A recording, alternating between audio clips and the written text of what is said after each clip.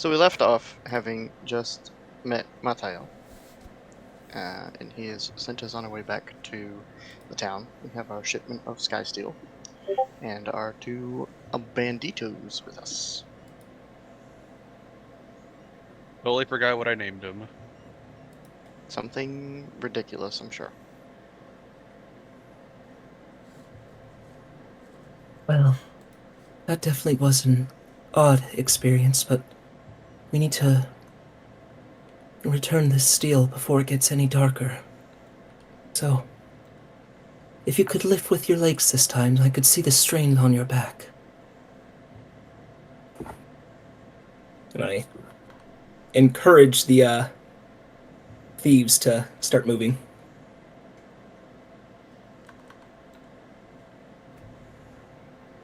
Sorry, I got slightly distracted. Joker's working on a custom subclass for Jack, and based on what he gave me, I will have proficiency in 9 skills at the start of the game. I think I get 3. Yeah, I get 9. Well, living up to your name. Of all trades. Okay, so we move the banditos along to get back to Sandport, which is. Ooh, it's been a minute. Where is Sandport? No, no, no, no, no, no, no, no, no. Where are you? There you are. I'm so sorry to distract. In case we run into combat, do you want to practice team maneuvers with this, or leave that to Friday? We'll leave it to Friday. Okay. Because I have there's an only. I have an idea for that, so we'll get to it. Yeah, because I mean, Joker brought up a good point. He's like, well, this is just holding actions. I was like, yeah, but using the system, you get to do this and still get an action for that turn. So, yes, but it's just flat out better.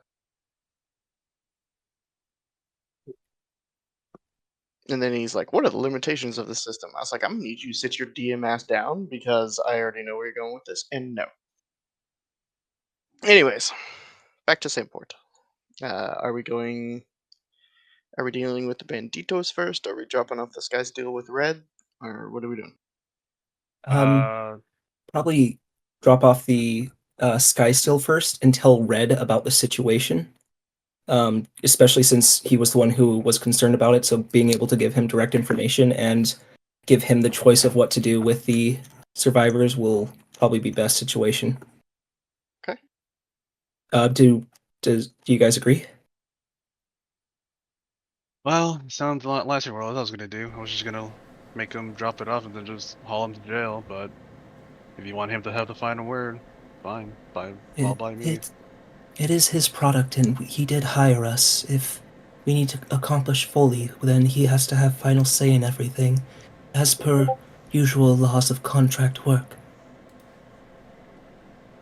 Contract. You sound like a bird.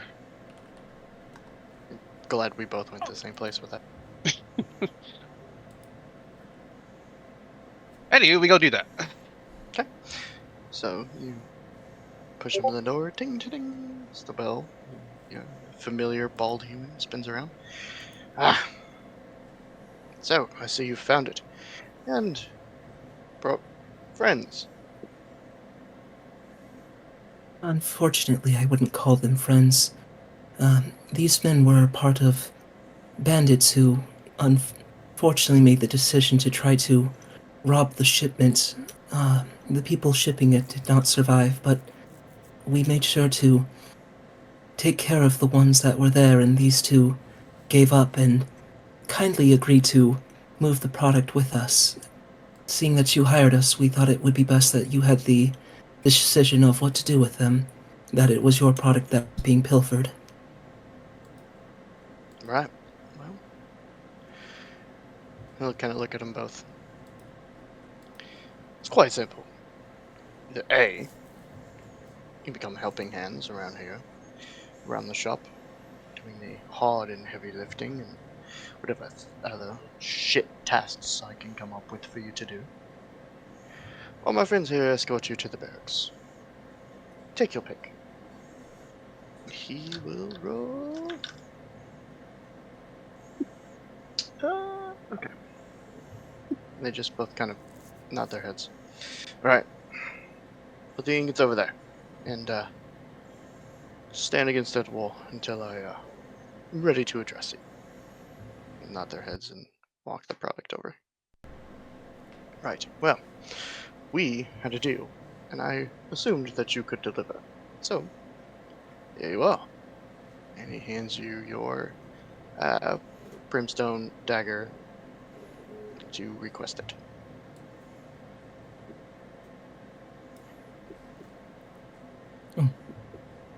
Thank you again. This has been very insightful for what it is like in these lands, and for both your contribution to what we are doing and a chance to get to work has been also nice. Well, if you visit back in a few days, I may have another reward for you. This ingots.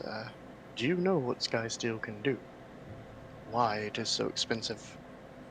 Well, if it's rare enough for some bandits to try to go after it, I assume pretty high quality material. Correct. It has two major effects. Sky Steel is only forged, or made, you could say, in a singular way. It is a vein of iron that has been struck with the lightning of Gozra. Which means that it is magically infused with a couple properties.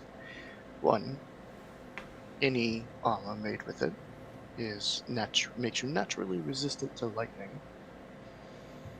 as well as any weapon forged with it has much less weight. Mechanically, any weapon made with it has a light property. I have the Pantheon pulled up. Could I do a religion check to see how much Jimson knows about Gozra? Because I have a question I want to ask. I was wondering Go the ahead. same thing for Gil. Oh yeah, that's fair. Sorry, Joe. I consistently forget you're not a player in my setting. What? I consistently forget you're not a player that's participated in my setting. Oh, right. Gil, you're less of a person. I'm sorry. I just honestly forget. It's all good. I pick up Jeez, what I Gil, can. just I'm not gonna make you roll because we have Joe here. I'll make you roll for your question, but to quickly explain who Gozra is, he is the god of nature. He is a prime. He's a beloved one. He is very neutral. He does not really lean one way or the other, because nature is very much in the same. Nature doesn't give a shit if you're evil or if you're good. It will decompose your body and turn you into a tree regardless. Doesn't care. So he operates very much in the same way. He's pretty reclusive and really only shows himself to like very, very, very high-ranked followers of his, or druids are pretty, and technically shamans, because you can do a weird shaman build in Pathfinder. And that's pretty much the down and dirty of who he is. He's an extremely neutral prime. That being said, he would rise up and fight against great evil if he ever needed to. He wouldn't just let evil happen in the world. But he's also not super keen to stop like just general evil things, unless somebody's like burning down entire forests, in which case he would send a champion or something to deal with it. But that's about the down and dirty of who Gozra is. Okay. Would Gil know this? That would depend on if Gil was a druid of Gozra. It's not one in the same. It's not like a guaranteed thing that every druid follows Gozra, because druidic powers in my setting come from the elemental planes. So you don't technically have to follow him if you don't want to. Now, if you want to, that's something we can explore. But it's not like a forced thing, because your powers, both divine magic and arcane magic, arrived in Avatel after the gods arose, appeared, ascended. Who knows? Nobody really knows how the gods came to be. But there was a time where arcane magic and divine magic didn't exist, and the only form of magic that did was elemental magic because it draws directly from the elemental planes, which kind of, in a weird way, kind of encircle the material plane. Okay. So if you just wanted to be a raw elemental druid, you do that. If you want to explore being a follower of Gozro, we can do that too.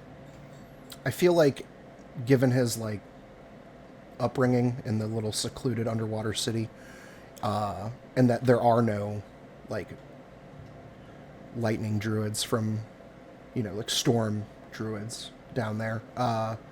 They may not know much about him, but I would love it if Gil like became interested in this information and Okay. sought information about. Sure. Sure, we can absolutely do that. So what we're going to do, because of 20, depending on his questions, probably enough to push the information of who Gozer is, and of course Red just announced who Gozer is, in a way. I mean, I'm sure any normal fantasy character would be able to deduce that Gozer is a god, because he is striking lightning into iron and magically infusing it. Typically a pretty godly thing to do. So we're going to say that at this point, Gil is hearing of him for the first time. And this point moving forward, you can start that journey. Okay, awesome. So, anyways, Jimson, go ahead. If I understand Gozra correctly, he usually just looks after nature in his own way and just makes sure that it's balanced. But you're saying that this ore was struck by his lightning. Is this actions that he does deliberately, or is it just a happenstance of storms that he causes? As I understand it, and I have not spoken with my companion in a long time, he kind of gets a small cheeky smile because he remembers someone you haven't met yet. But from what she told me, it is pure circumstance. It's accident. It is not intended. And that is the reason it is so rare. Pardon the pun, I guess you could say, but it has to be the perfect storm. Because it has to be a storm that takes place over a mountain that contains iron. And then the lightning has to accidentally hit the ore, therefore infusing it. Which is why it is so rare. I see. So, What constitutes a perfect storm? Those conditions, the storm has to take place over or near a mountain that contains iron ore. And then a lightning bolt has to hit the ore, which, from what my friend describes, Gozra doesn't purposefully aim the lightning. He just summons the storm, and if it happens to hit, it happens to hit. well, thank you for that. I was just wondering the circumstances, if this, how rare it would be, and it seems that, yes, if it is just on his whim where a storm is and not a direct cause of something he tries, then I see why it is so important to you. I'm glad that it is now in your safe and capable hands. I'm sure he is more than capable of doing it if he were to so choose. But from what I understand from my old friend, it's very, well, much like the rest of nature, as he kind of winks at Gil, unpredictable and random. That's true.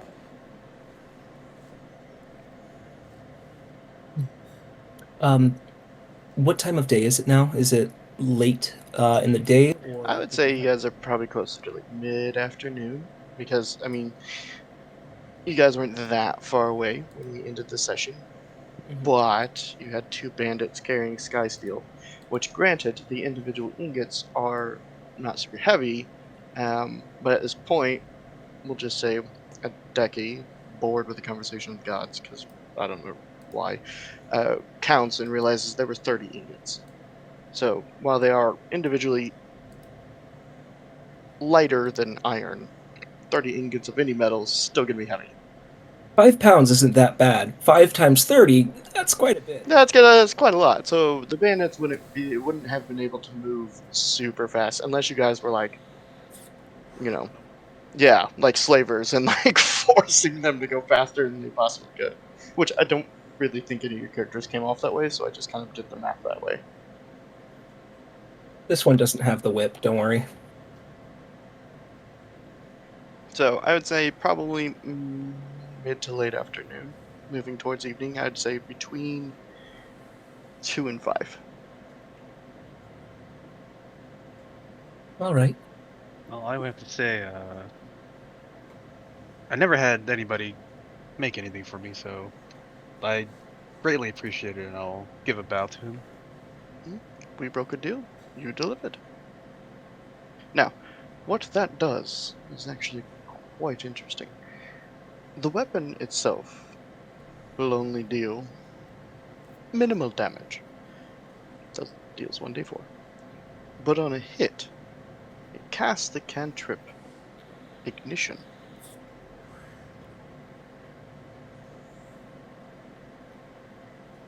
Now, the other interesting thing about living weapons, such as brimstone weapons, is that they grow in power as you do. So, at your current strength, I would say on a hit it would probably deal one step above minimum. Say, if I would put a number on it, 6. But, as you grow in power, and your friend here, as he points at Gil, as his basic magics, his cantrips evolve, so does the damage of the weapon. When his cantrips deal additional damage, so will the weapon.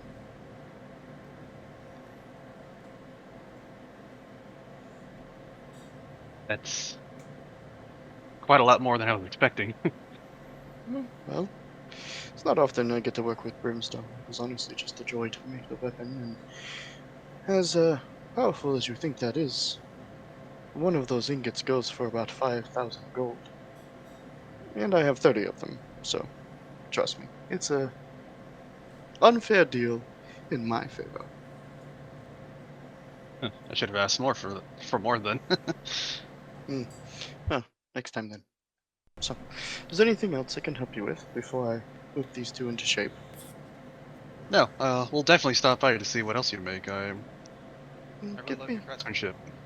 Well, thank you. I appreciate it. I've worked very hard over my life to master it.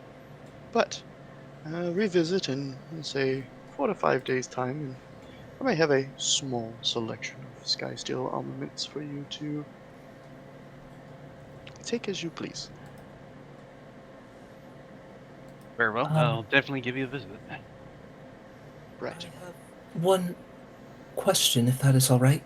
You Of course. know this town well. Would there happen to be any sort of library within this area? I don't think... There's not a library, but there are several places in which you could find specific information. What are you looking for?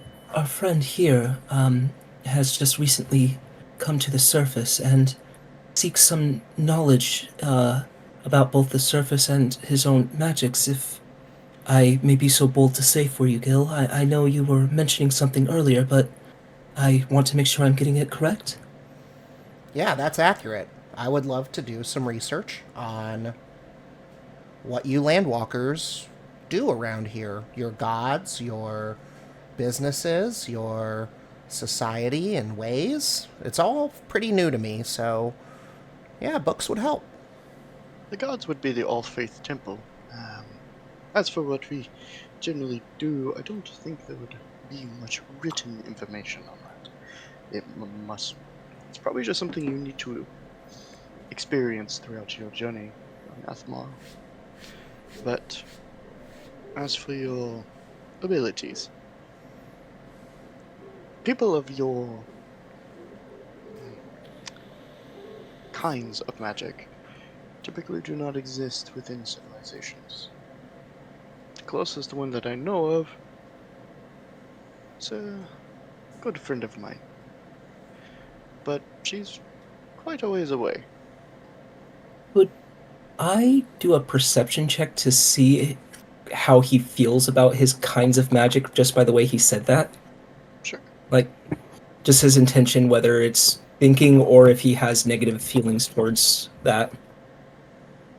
Sure. 18? He was thinking because the DM didn't want to say type of people because that sounded racist to fish people. Okay, cool. You Cool. people. So You I was trying to huge play red box. as not racist, and he came off as sketchy. Nice. No, he and every time he mentions this person, it's no other way to explain it other than it is the look one would give to a lover. Aw. If I may be so bold to ask, if we end up journeying, if we travel far, maybe we'll run into this person. Do you? It is possible.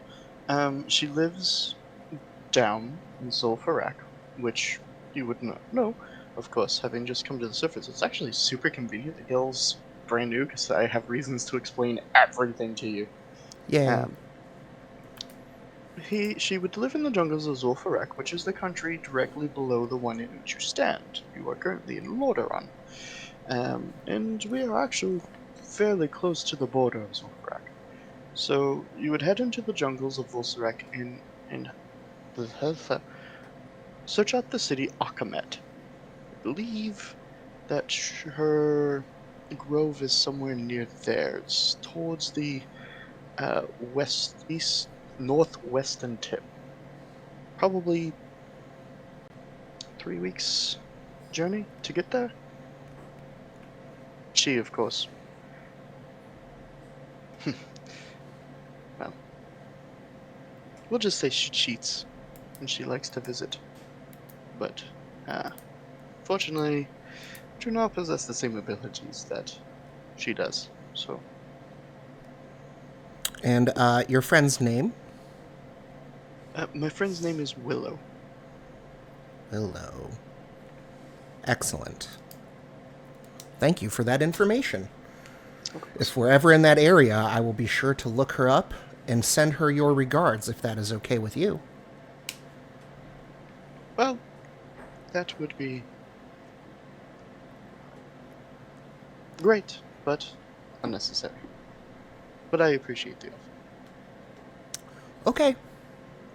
She speaks to me in her own ways and visits Oh. often. You might actually get lucky and she just arrives. Well, depending on how long we'll stay, we'll keep our. And I'll kind of look at my hands and think for a second. Fingers? Cross that we will. She's wildly unpredictable. It's one of the things that I love. One of the things I appreciate about her.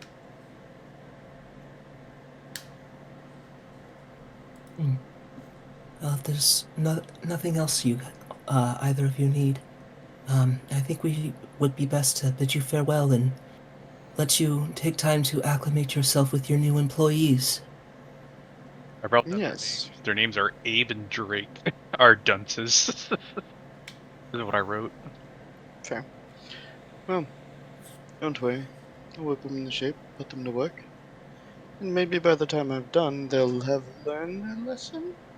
And they just kind of look at him a little scared. He just kind of chuckles. Well, it was nice speaking with you.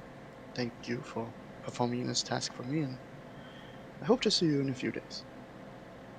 Yep, definitely see you then. Thank you, good sir. So I'll step out of the store, and So close. if the other two follow, Mhm. if do either of you have anything else that you'd like to get done? If not, I have some experiments that I'd like to run in. They may need to be in privacy, the two of you are allowed to join, but my experiments may be not the most pleasant to watch. I plan on taking some time to dissect the severed arm that we had and taking out the elements to understand the properties of the poison glands that was inside of it. After I'm done with that, the preserved coral snake needs to be inspected in many different ways, usually involving some dissections, boiling of different elements of it, and taking it apart too. I I know, have. I don't need to know all that. But if you are gonna step away to do whatever weird experiments, then feel free to. I'm just gonna. You guys got an arm of the weird big mouth creature, right? Yes, that's the arm I was talking about. Okay, I was just making sure we were talking about the same thing. Mm hmm. What is W's? This is a sin spawn. Okay. Damage. So, Yeah, so this was a +1 brimstone dagger. No, it's not a +1. It's just the brimstone dagger. So now that we're out of the roleplay, it deals 1d4 plus dexterity, and casts the cantrip ignition. One of the interesting things about living weapons, though, is when a cantrip would normally rank up. So when Gil's cantrips deal additional damage, the brimstone dagger will as well. It scales like a spellcaster. That's pretty So, fucking dope. at your guys' current level, it'd deal 1d6, but when cantrips upgrade, it'll deal 2d6, and it will just scale infinitely. Well, not infinitely, up to level 20, but that's one of the great things about living weapons, is they never really fall off. Okay. Well, the long sword we had before was a +1 brimstone sword, which is why I was asking. Yes, but the +1 was lost in transferring it from a long sword to a dagger.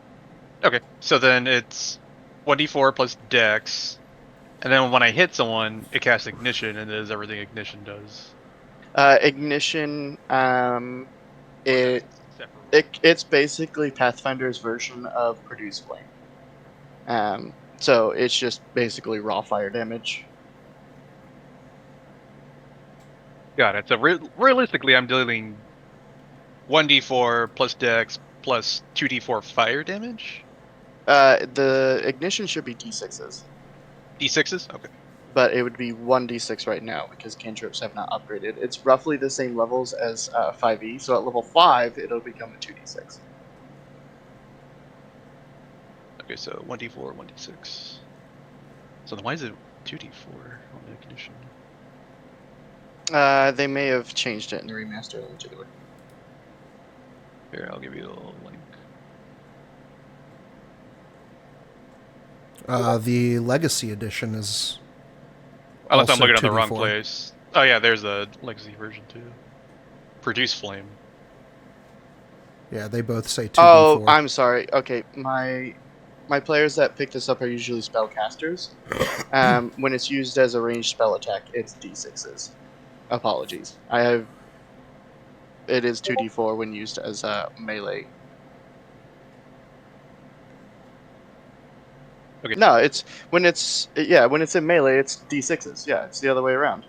Make a spell attack roll against target's AC, deal 2d4 damage on a hit. If the target is within melee reach, you can choose to make a spell attack with the flame instead of a ranged spell attack, which increases all damage dice to d6s. Oh, so melee is 2d6. Okay. Which, yeah, so if you throw it, it would be 2d4s, because I would enforce that as like a ranged attack. But if you are in melee with it and hit with it, it'd be d6s. Can I, if I throw it as 2d4, can I actually cast a spell with it or no? Anytime the weapon deals damage, because the spell is coming from the weapon, Right, but what I'm not from you. Okay. Yeah, what I was asking is like, can I use it like a wand and just like, I cast firebolt or whatever? Oh no! That's the living weapons. The reason I balanced them that way is I didn't want to give melees super easy access to range damage. So you can still throw it; it still works like a dagger, but you can't just cast the spell with it. Okay. You have to deal damage with the weapon for the spell to go off. Okay, cool. Understood. Alright. So you're just gonna do a bunch of weird experiments? That's And I'm sorry, you are correct. It is actually 2d6 at this level. So when it upgrades at level 4, it'll be 3d6. okay. In any case, I think I'll just wander around town and see what I see.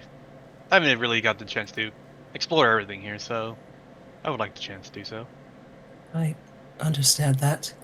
I may head back to the apothecary and see if she has a room that I could do my experiments. I have a feeling that the All Gods Temple may not enjoy exactly what I am doing in there. Well, I don't know that I could stomach watching your experiments, to be honest. A couple of the gods would be okay with it, just probably not the ones you want. When they say all gods, I don't believe they include the betrayal gods. No, they don't include betrayers. Well, I think I myself will head to the temple and do some godly research because I find it interesting. Okay, in 3, you roll me a d20. That will determine the order we do the individual roleplay at. And then we'll just consider this round of roleplay as the end of the day for you guys and move on to the next day. Okay. Wow. So Adeki is up first. Wander around town. What are you looking for? Anything? Nothing particular. I just want to see if I hear any interesting rumors about anything, and then if not, then I'll just go to the beach and just. Well, you don't hear anything interesting. However, when you revisit the barracks, you do realize there is a job on the job board. Cool. Look at it and see what it says.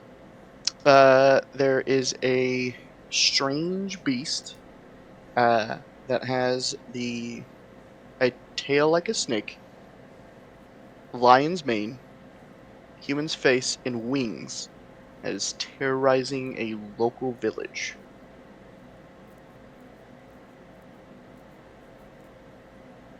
Tails like a snake, wings, face like a Human face, but a lion's mane. human face, lion's mane. And where is it terrorizing? Just a random village? It's got the local village listed. It's maybe a day's walk. The village. Let me hit my randomizer because I don't place all of my villages, just my big cities. So 7 Sandpoint. Village's name is Honeybrook. Honeyberg? What's the reward for this? 1,000 gold. 1,000 gold? Any additional notes for it? You have to bring proof of kill, which is pretty common with most jobs, and you guys should know that for Friday too. You can't just walk into a town and say, "Hey, we killed the thing." You have to, bring proof that you killed it. Right. Okay. I'll pick up the bounty, put it in my pack, and just say, "Well, I hope this one doesn't." The guard standing next to the door says, "You want to take the job? I don't see why not. Job's a job. Gotta eat. Head inside, see the Justicar. He will sign it for you, and we will make sure that your name is on the docket as the one that is taking it." All right, fair enough. I'll walk in and see the Justicar. Okay. King Christ, this is 700 years ago. Who's the Justicar standing point right now? Doesn't matter. You probably won't. Well, I'll just come up with some bullshit because you might see him getting. This is Justicar James. Justicar James. I know who the current Justicar standing point is. I don't know who the Justicar 700 years ago was. Are you the Justicar? I am.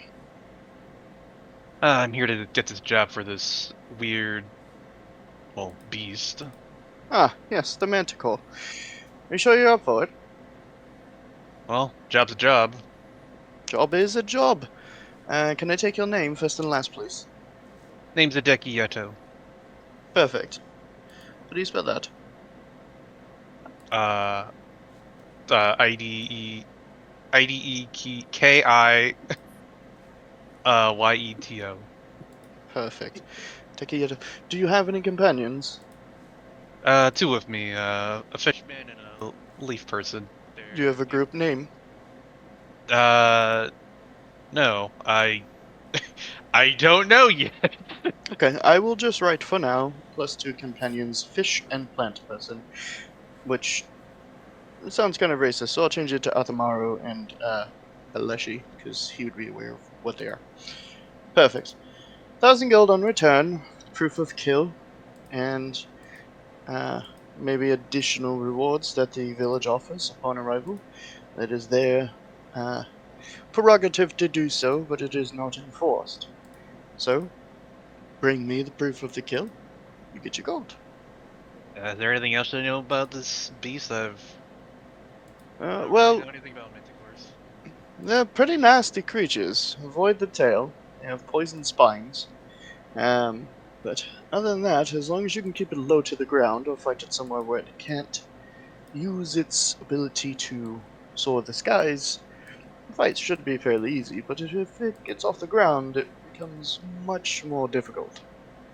Now, one of the convenient things is that they're quite stupid creatures and make their lairs and nests in caves, where it is difficult for them to fly. So, if you can surprise it in its lair, the fight is much easier. But if you cannot, the creature may escape or become very challenging. Well, I see. I just handled a giant, I think it was a dire wolf, actually, the other day, so I guess it would be a bit of an upgrade from that. Oh, it kind of would, yes, because the dire wolf we'd only give you about 250 gold for. Oh, that thing was a pain. Then again, that'll be a lot of money. Anyway, I'll go figure out how we'll take it down, so I'll be on my leave. Perfect. Good luck, and you know, don't die. Tell myself that every day. Wise words to live by. So, carry on, bring me your proof. And he just kind of looks down and begins kind of processing paperwork again. Looks boring. Anyway, I'll step away and then I'll head to the beach and practice swinging my blade. Okay. Until I feel tired and ready to go back. Okay. Then we move to Gil, who has gone to the All-Faith Temple. Yeah, I want to. I guess I would start with a very broad, general search of the gods of this world. Okay. Nothing Are terribly. you ready for this? Let me get Because my. there is a lot known about all of them. Okay. Now, I'm going to give you just the down and dirty skivvy of each one. I'm not going to go into super great detail about them all. Yeah, because Gil's only going to be interested in probably a couple. But okay, I am ready. Perfect. There's Abadar, Master of the First Vault. He's a prime. These are all going to be primes. None of the minor gods are going to be in here. So, no Mattel, none of their children, anything like that. Just the primes. So, I'm not going to say prime every time. Abadar, Master of the First Vault, Betrayer. He tends to deal a lot with trickery, deceit, banditry, and piracy.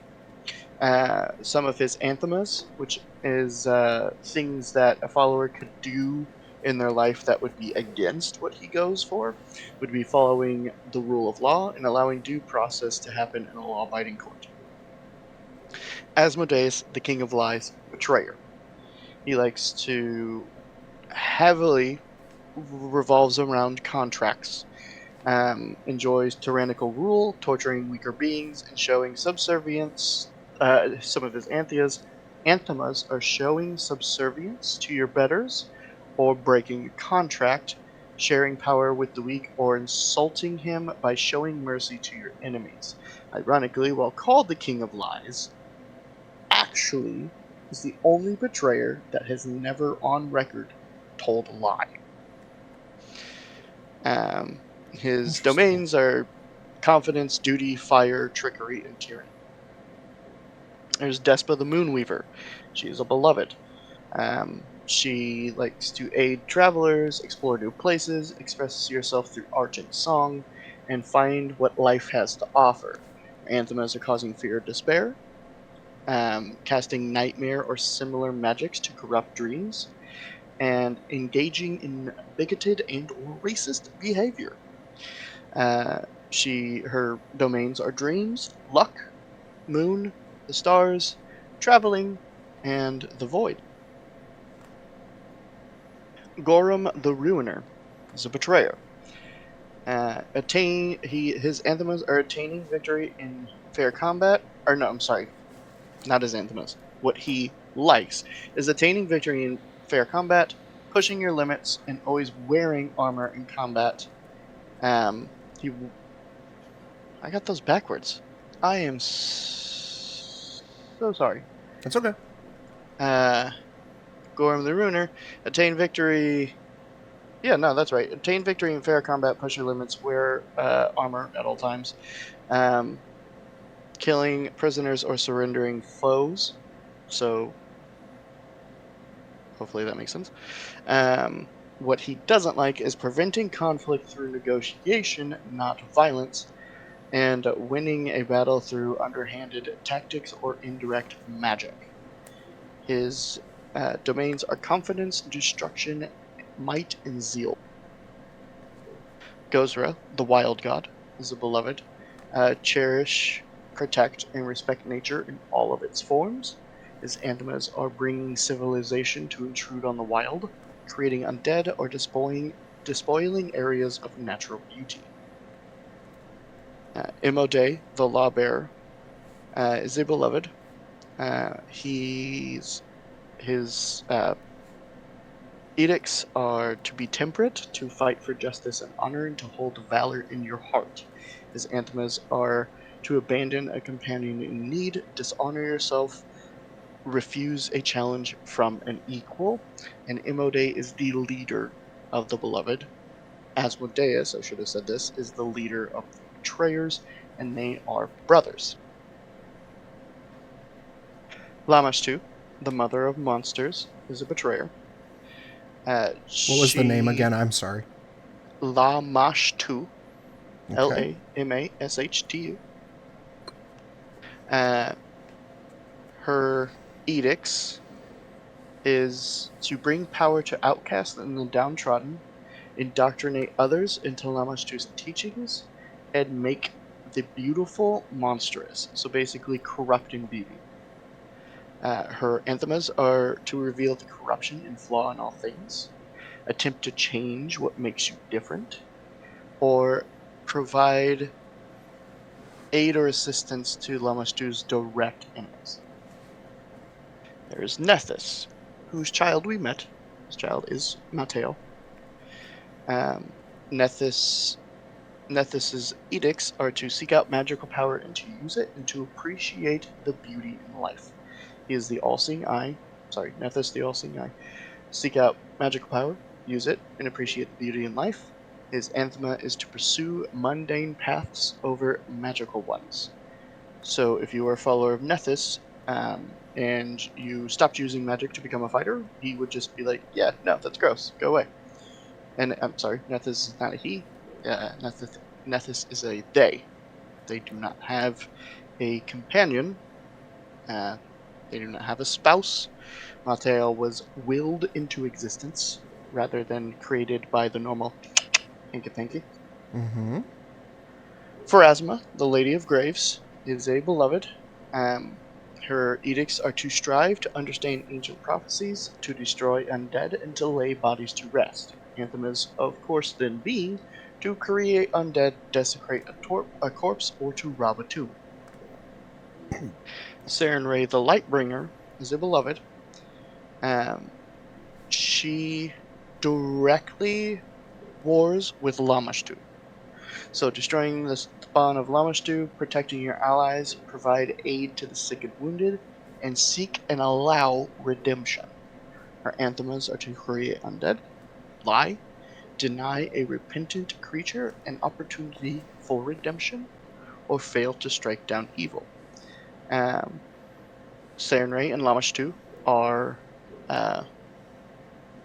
in a very weird way, twins, but not twins. Okay. Urgathoa, the Pallid Princess, is Lamashtu's actual twin. And she is a betrayer. Her edicts are to become undead upon death, create and protect undead, and to satiate your appetites, whatever they may be. Whether that be a vice, whether that be murdering people because you'll like it, whether that be gluttony, basically just whatever you want to do, go do it. Her anthemas are to deny your appetites, to destroy undead, or to sacrifice your life for any reason. And then last but not least, to round us off to 12 primes, we have Zon Cthulhu, the Pain Bearer, who is the final betrayer. I met him. His edicts are to bring pain to the world and to mutilate your body. His anthemas are to create permanent or long-lasting sources of light and provide comfort to those who suffer. And I was gonna give you a bunch of lore for Zon Cthulhu, but that doesn't happen for another about 250 years. So Okay. I like how joyfully you just said I met him as he's describing horrific things. Possibly I know one of the worst. And I'm like, that's my friend. I know that guy. you have not met any primes. Did I? I thought I met Zon Cthulhu in the well. No, that is not the Runelords. 1 second. His name is Karzog. Oh, I see it. K-A-R-Z-O-G. Karzog. I have Zon Cthulhu written like a few lines above it. I don't know. Yes, that is because we found evidence of Zon Cthulhu being worshipped in the catacombs. Ah, we have that's what it was. In the catacombs we have Zon Cthulhu, Asmodeus, and Lamashtu, who seem to be the main providers of the area that we traveled in. Okay. My bad. I'm confused. I'm Gil. I don't know things. That's totally fair. Real quick. You can keep exploring because I know you're a new player to the setting, and I'm sorry to the other two, but this is a lot of information that you guys may know, or because you've read the documents and stuff that he doesn't. So yeah, I was going to say, ask if questions about any of the 12 of them. You can ask questions about the War of the Ancients that literally just happened, the Calamity, all kinds of stuff. if you have pre-typed up reference material or anything that you could like screenshot and send to me about the gods, I would love that. Just for player reference. It doesn't have to be now, but in the future, whenever. No, I have a world anvil that I can just link you. Sick. I have a like full setting world anvil that I'm kind of honestly abandoned a couple weeks ago because shit has come up. But like I'm slowly moving my 9 notebooks of written lore onto Google Documents and then uploading that to my world anvil. Awesome. So I will just link you this. But I mean, you're still free to ask any question. I mean, surely there is I will have a ton, but I think I'm good at the... I mean, unless the other two have a problem with it. No. Go ahead. Like off the top of my head, nothing's coming to mind, but I will eventually when it comes to the gods and the war when I look into the it. war is one of the things I have fully typed up. Now I'll explain the same thing to you. That way, have someone explain to the others, and hopefully they've kind of picked up on it. My lore is written from the view of what the world would know. So, if there are certain things that happened that were player choices, or things that like the players specifically hid from the rest of the world, that actually doesn't get added to my world lore. While I know what happened and they know what happened, I have 2 separate lore. I have what I know happened, what I know wants to happen, versus what the world knows. That's the lore that I'm putting in World Anvil. That's the lore that's moving forward. So it may not answer all your questions, and you may ask me a question at some point that I would say, nobody knows that. Perfect. Yeah, I will look through that, and if anything comes up, I will be sure to ask. There you are. Thank you. So, all right, like I said, I'm still filling it out, but that's what I got. Okay. As far as what Gil is doing, he'll just quietly engross himself in these books, until either he realizes it's super late and needs to go to bed, or till somebody comes to relieve him or whatever. So I'll be Sure. in the library. Okay. Then we move to. I almost called you Finn. Jimson. All right, I will start by knocking on the apothecary's door and seeing if they are still open.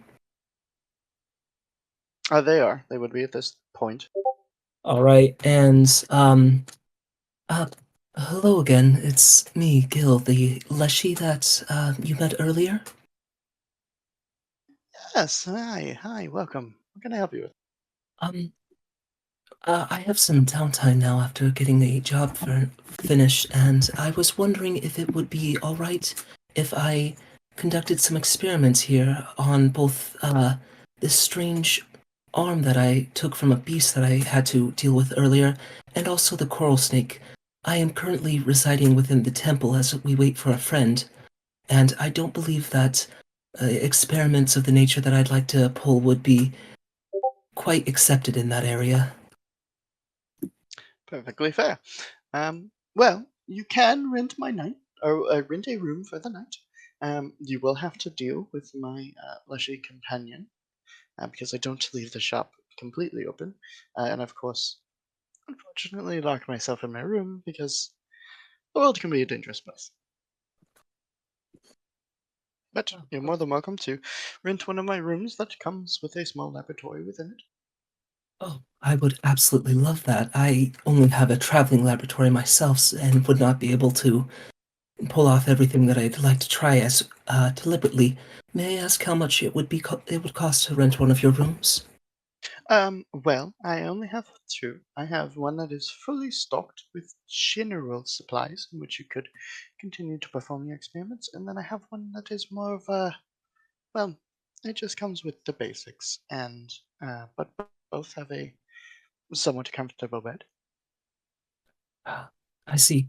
I understand how busy things can be, so if you I I could take the general room for right now.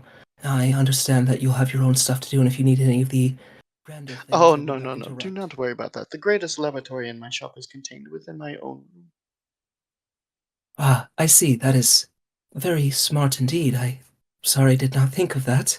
Then, how much would it be to rent out the room with the grander supplies? It'd be 5 gold a night. I see. Well, It does come fully stocked and will be replenished if you choose to stay another night. ah, that is very, very kind indeed.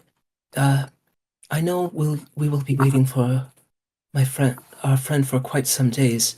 I will give you 25 gold in advance, and if I do not need all of it, please keep the money because you have been so kind and generous to me. Well, of course. Well, here's the key, and it is that door there. Wonderful. Thank you. Of course. And so as you kind of pop the lock and open the door, yeah, it's not stocked with stuff that you wouldn't normally have access to, but it is or things that you would have to buy, such as dragon's breath and things like that. But it has a ton of silver leaf, um, and tons of vials that you could put things in, beakers, a burner, all kinds of anything that you would need to create something. Hmm. With silver leaf being the most common catalyst for most poison or for most potions, Hmm. so that's why there's a ton of it in there. But yeah, I mean it's fully stocked, so you could make anything that you have the supplies for, and then could use the silver leaf provided if you wanted to make potions rather than poisons. Yeah. All right. I want to experiment on the arm because I know it's not going to go. It's not going to stay preserved for too much longer. I would also like to present it to her and let her explain to her what I plan to do, just in case she has either any direction or it has any interest in it as well. Ah, yes, that's the arm of a sin-spawn. Their glands produce quite a nasty poison. Um, my suggestion would be to start at the wrist, and because there are two major cartilage tendons that hold the gland in place. So you'll have to cut those first, but it's very delicate. If you have to cut them at the same time, because if you do not, it could pull the gland to the side and damage it. It's strange for such a interestingly robust creature. The gland itself is very fragile. I see. The way that it attacked when it did, I can understand it as a last resort defense mechanism. Rupturing its own glands in the face of an enemy could, though it would probably be fatal for the beast, it could also be fatal for the victim as well. Maybe it's a designed mechanism for that. It actually quite is. That's interesting. Did that happen to you? Uh, I did have an unfortunate run-in with it, but we were able to fully take care of it before any of those events happened. I'm just assuming from the way that you based its design and from other creatures that I've seen before, such as stink bugs and the like, will have other types of rupturing sacs as last resort as well to either be a deterrent or protection for the next generations. I'm wondering if it, and was just assuming it may be similar to this such beast. Interestingly, it is, and that's quite a smart deduction. You and your friends must have dealt with it rather quickly, because if given the chance and it fears for its life, it would actually do that, which is fucking insane because that is actually written in their stat block. Oh shit! I was just No, I'm not kidding. That's a real fucking mechanic that they do. If they are reduced to single digit HP and they get a turn, they rupture their glands. That is a real thing. That's insane that you guessed that, but yes. just the way that you described it. That's immediately where my mind went to. It was just like, oh, they probably do it for this reason. Didn't Yeah. Well, think mechanically. then yeah, you guessed it right. If you guys reduce it to single digit HP and it gets a turn, it ruptures its glands, which dumps all of its venom at the same time. It is a nasty self destruction. Oh, glad that didn't happen. No, you guys practically two shot it, so it didn't really have a chance to react. But yeah, no, that is the thing they do. That is crazy, and I'm glad I guess I described it so well because yes, you figured out what the creature can do. Cool. Yay. Trying to play an intelligent character, and I actually used some smarts. Give it an hour or two. We'll see. Yeah. All right. Well, I'll begin with a careful dissection within that area, and if I am able to remove them carefully enough, it would give some light in how they are able to inject it so seamlessly. I do not understand how the poison itself takes hold or anything, or what mechanics bring it together, so what I plan to do is, after removing them, I'd like. Do you happen to know how many poison sacs are within the wrist? Was it 2, you said? There is two, and the two chemicals must mix together for the poison to Oh, catalyst. I see. All right. Well, I was hoping to, if there was 2 separate ones, keep one in a vial and add water to see if I could dilute it, and then the other one boil it to see what separates out. But if it's the 2 that need to combine together, and that way I'd be able to understand the separation out process. Would you suggest that I take time to boil it to see each component of what those are made of and how they would react to each other, or take time to dilute it with water? What do you believe would be best? While I've given you plenty of information of how to get to the glands, I fully believe in one's own lessons through trial and error. And thank you for all the guidance you have given me. That's the I'll nicest way to say fuck around, find out. Pretty much. Yep. Then I will give her a bow, head into the room, and begin the most careful dissection that I can and see how it goes from there. Okay. So first you have to make we'll say just general dexterity check to see how well you remove the glands. So that's reflex or. Oh, no, dexterity checks. Just straight Not a dexterity. saving throw. Gosh, I hope this doesn't lead to a saving throw. We'll find out. Yep. Yeeks.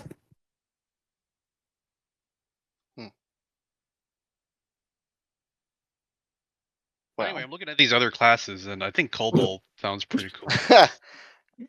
Unfortunately, with an 8, Mhm. probably should have waited for your dexterous friend. One of the tendons snaps, and the 2 glands rupture, Mhm. sprays the poison in your face. Okay.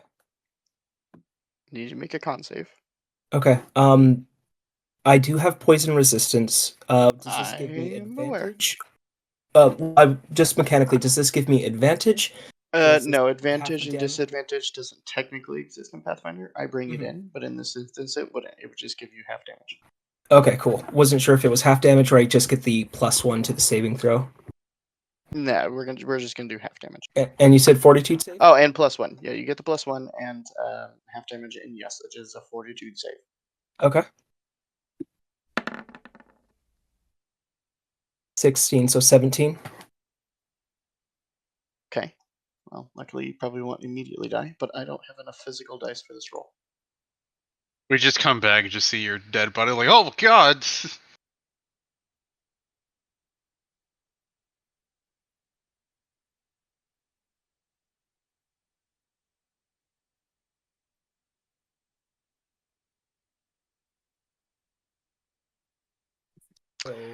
So reduced to 27. Okay, cool. The arm is ruined, and all components are lost. Well, learning experiment of itself. Mm. Uh, do I see an area to dispose of said mistake? Or Yeah, there seems to be kind of this small, we'll say, cairn in the corner that just seems to kind of ever so slightly every now and again you'll see like a small flame kind of flicker across coals. all right, then I would spend the rest of the time putting it into choppable pieces and disposing it as I can, and learn from this mistake and recover for the night to work on something the next day. Okay. So as you put the individual pieces in, it kind of just kind of almost instantly incinerates them. But you notice when you put your own hand over it, nothing happens.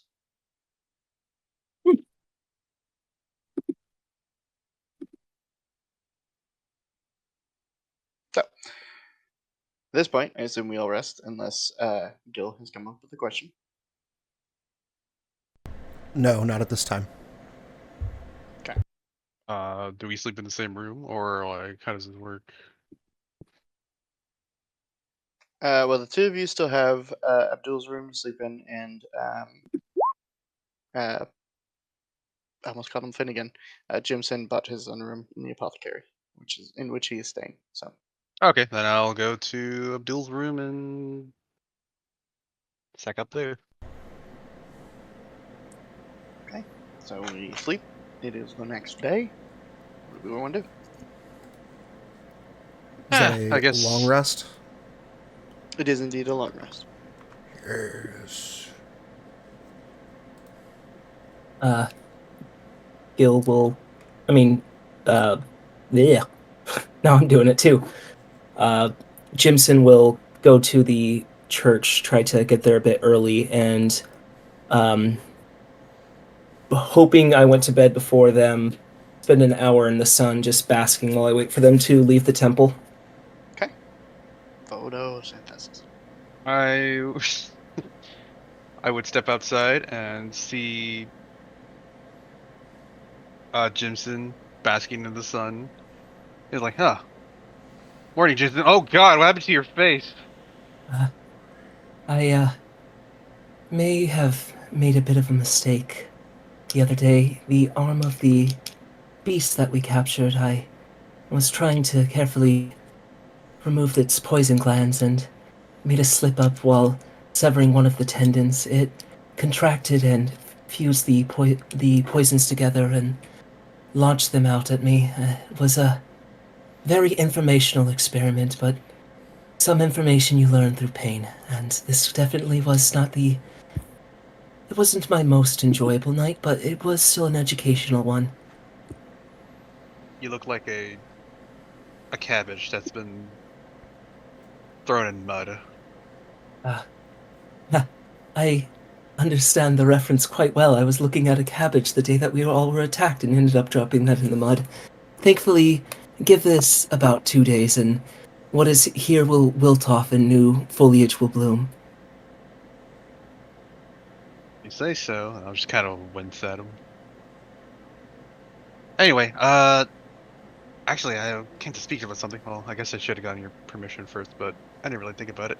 I think I got us a next job in case you want to do it. Oh, wonderful. That would be quite enjoyable. Uh, It's I something am. called a manticore. Could I do a. Would this be an intelligence check to know if I would know anything about its poisons, Heart of the Beast specifically because it has poison attributes to it? Ask that question one more time, please. With the Manticore, would I be able to do some type of check to see if I know anything about it, specifically because it has poison elements to it with its both the snake tail and the spines, I believe, being poisonous? Uh, snake tail, so it shoots the spines. But try nature check. Okay.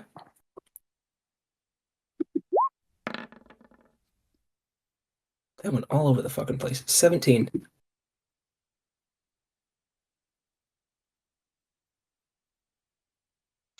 With a 17, the basic information that you know about manticore poison is that it is unique in the sense that you won't find it on Archives of Nephis, um, but it can result in paralyzation.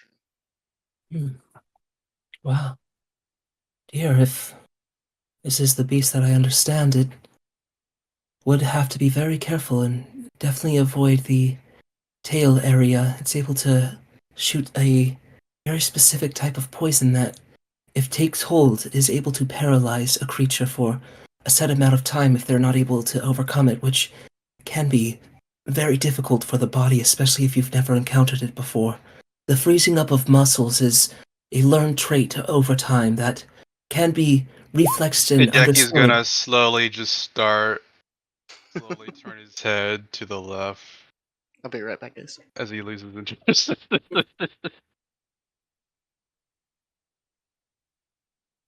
Huh? What'd you say? Uh, the bee, the beast's poison is dangerous, so make sure Got not to it. get hit with Avoid poison, poison. or you won't be able to move.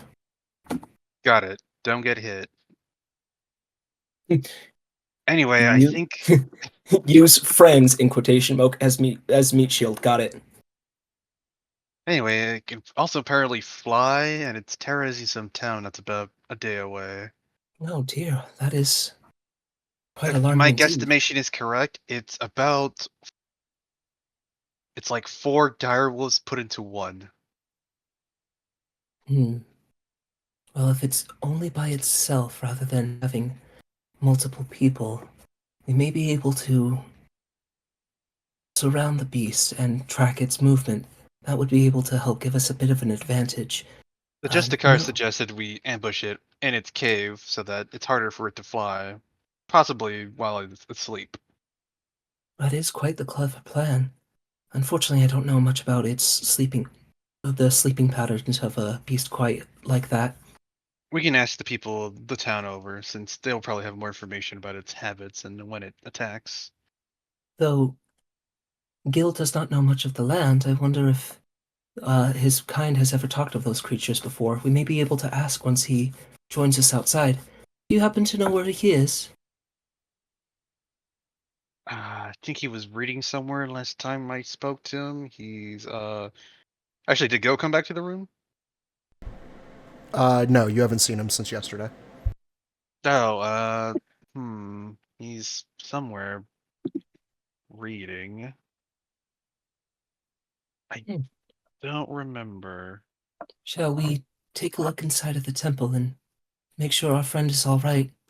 I know trying to task yourself with understanding knowledge of new information can be quite daunting, and I fear he's either enraptured himself with it or has frightened himself away from the knowledge he has learned. Maybe a book spat in his face and dissolved half of it. Oh, I see. That's a type of humor. I get it. What? No, there's some actual books out there that can do it. I wouldn't joke about that. I want to do a insight check on that, which I guess would be perception if you're lying to me or not. But the DM isn't here. I'm gonna roll it anyway, and if you want to roll deception to him, then I'm good. I'm good with that. Will this work? Hold on. So I'll roll it 27. here just because. Well, I don't know if you're actually lying to me or not, or if that's something Hideki knows.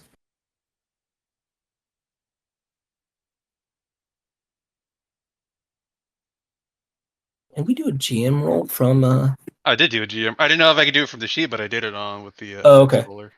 Nice. But Anyway. I rolled a 19 something.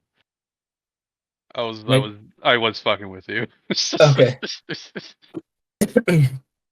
Oh, I see again. Still humor, I believe. Either way, we should go inside and look for our friend. And we go look for Gil. All right. When you guys go in and search out the library, I guess, of the temple, you'll find Gil passed out, face down, into an open book. My god, it's eating his face. Uh, No, wait, yeah. my beloved, it's eating his face. Oh, my prime. Gil, are you all right? Yes, Gozra, whatever you say, I'll do. Oh. Hi. Sorry, I think I was dreaming.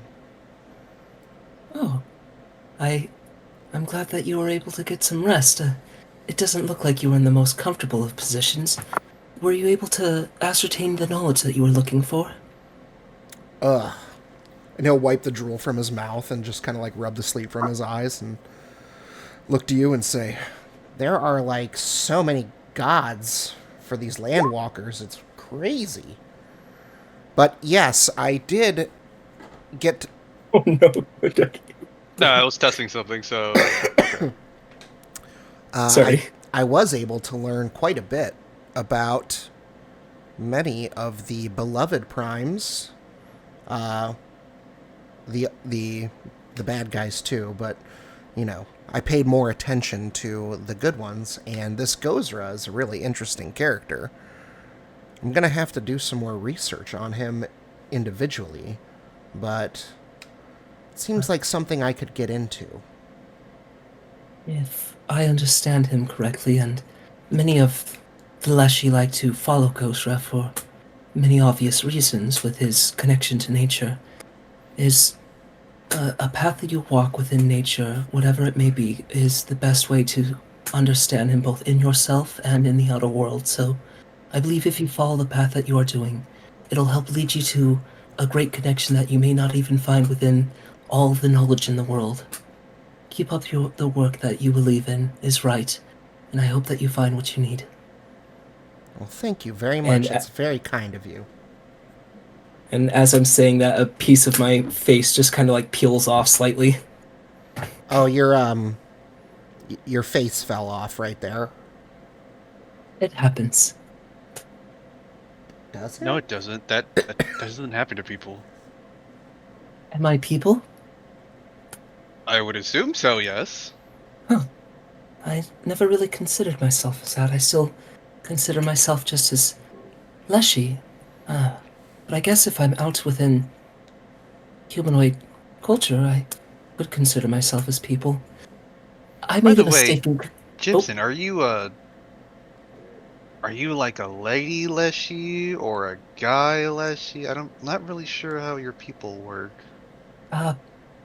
Well, is a bit more confusing than that. See, our spirits are connected to nature within itself, and though nature may have a way to gender itself for reproduction, us Leshy don't usually need to find ways for reproduction. In itself, I believe that the spirits of nature, once they are prepared, will find a suitable host and take over that being. And this, Leshy is born. Within that, and once that has taken hold, the soul of a Leshy um, will reincarnate in that same type of cycle until those who control the powers of nature deem it worthy for that soul to be You're gonna either see impermanent. Adeki's face try really hard to focus on what you're trying to say. As I'm talking to you, just the 1,000 yard stare past. Uh, if I and once I notice, I don't really associate with your common terms of gender. Call me whatever you'd like. Cool. Understood. I've heard gender is a spectrum. I don't know what that means, but Well, you see, a spectrum is the analysis of multiple different layers. got it, like a Thou- cabbage. Thousand. You're just gonna compare everything to cabbage. At some point, I need to make a wisdom saving, like a wisdom check to see if that's racist. Oh, I understand now. Leshies are like onions. They have many layers. Your face looks like seaweed with rot in the roots. It's, my own experiment did not go too well, and I got um, covered in poisonous acid that did not be too agreeable with my skin or constitution. Again, this will molt off and grow new budding within a few days. Until then, just think of it as, I believe, your kind. Well, the surface dwellers call it acne. Your boy Don't got know. Never. your boy got pimples. Oh, no. I wouldn't know about acne. Never had it before. Huh. That is quite strange. You must have very good skin. What type of care products do you use? Do you usually use a oil-based product, or do you wait to use more like a water-soluble? I know they make these certain types of creams that have a lot of different components that are able to make them up. Some even include milk. I use soap. Well, what type of soap do you usually use? Do you like to use, again, more of a milk-based one? I know that some will use different oils, or some will also use the fat of a slaughtered animal is able to base together with other components. Do you know which type? Uh, store-bought? I see. Well, I'm glad that it's working for you. Oh, thank you. Because my wife has been selling like stuffed animals at like crocheted stuffed animals at a lot of farmers markets and stuff. We've met a lot of soap people, so I actually know a lot about Oh. soap. That's why I was able to talk about it, about the oil base, the milk base, and Take it would the be animal like, fat base. I don't know. I bought it at the store. There's also some made from beeswax and the actual honey. So, there. Now you know a thing. Maybe. Let's see if it remembers. All right, boys. We talked So- about soap. And I gather that. So we've got. All right, that was the wife's bedtime. So I see a bunch of rules. What are these? The perception was to see that if I was fucking with them or not. Oh, Crafting was just to test GM rolls, but it didn't really work. And then intelligence was to retain it to see if I retain anything Jimson told me. fair. Yeah, he obliterates you in the deception check, and the Yeah, it was like a 19 versus 27. yeah, and the crafting is Just a testing roll. not great. Oh, I got you. Okay.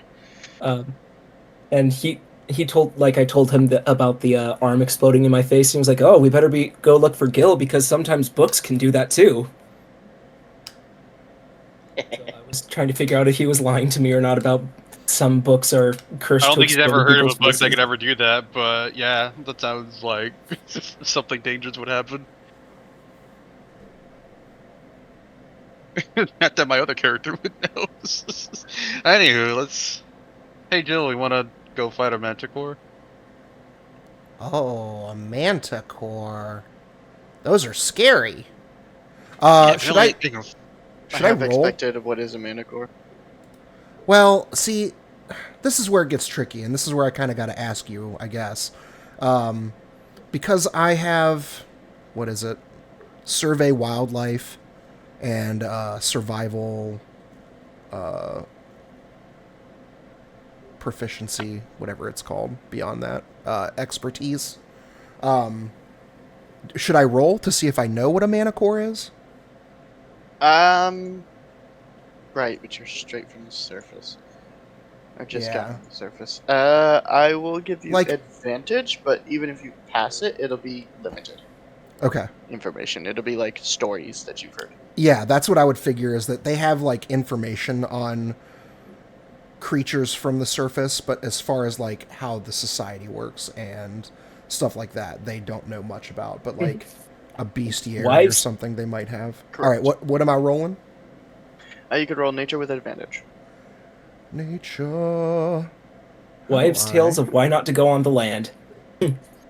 Tale number 43. Manticores, you die. Is A there lot of them just say you die. Yeah, I was gonna. Grandpa, they all say you die in the end. Yeah, that's why you don't go on land. Oh, there is no Tired of this, advantage in this. Grandpa. That's Well, why. that's too damn bad. Man. So just roll this twice, I guess. One and two. Okay, well, with a natural 20, you get the basics of what a manticore is. It's a monstrosity creature. They typically tend to have a feline body, a scaled tail, spikes on the end. You would know that it's poisonous, and you would know that they are very dangerous. Yeah, they're really, really scary. Poisonous, and big, and we're gonna fight one? Yeah, apparently they're like work for direwolf, but like times 4. Well, that just sounds like a like a like a suicide mission. I mean, just another beast, right? Yeah. I guess it is. If I may suggest, we may want to stock up on some curative potions before we head out. If again, with Guys, missing. where are we? Are we in Abdul's room? We're Yeah. in the temple, or we're at the library, I guess. The at least knowledge area. Okay. Gil fell asleep in a book. Yeah. Okay, which is totally fair. Of course, none of this information would be there. It's really only information about gods would exist here. About that time, an acolyte walks forward. Yes, they're here. I found him. And rounding the corner is Abdul. Abdul, I was afraid you were going to be gone for a few more days. Was your journey successful? Were you able to meet your... Was it master that you were meeting with? I did. I really lucky and did not have to travel as far. Huh, I was expecting you to be gone for much longer, but hey, if you're here, you're here. It should have been 2 more days, but the deity, the Prime's fortunes shined upon me. I was able to shorten the trip. I'm very... AKA set it at the max limit and then roll to see how long it would take him. I'm very glad that you found such fortunes and those that you believe in guided you on a quicker journey. We took some time to acclimate ourselves with this town and ended up helping out the smith find some lost provisions. I also took some time to introduce myself to the alchemist and had a bit of a... I stayed there the night and paid for a few nights there if in the future if I could. I had a bit of a fluke with an experiment, but I am recovering. Decky was telling us that he is interested in a town that needs some help from a beast called a manticore. See his eyes kind of go wide for a second. A manticore. Yeah, it's like a direwolf with like wings and poison. I think. I am aware of the libraries of my order. I have studied many creatures. I know what it is. Are we sure? I Don't tried see to why tell not. him they're really scary, but seems pretty set on doing it. Well, then there's no reason for us to certainly try. I mean, at the very least, we'll help some people along the way. Very true. What's What town the... did you say that it was in Adeki? Oh, it's this town one day over that the DM didn't really say the name of, actually. Yeah, I did. I had to roll for it. Because I said I don't keep my villages' names, I randomly roll for them. And then I gave you the name. Did you give me the name? Sure did.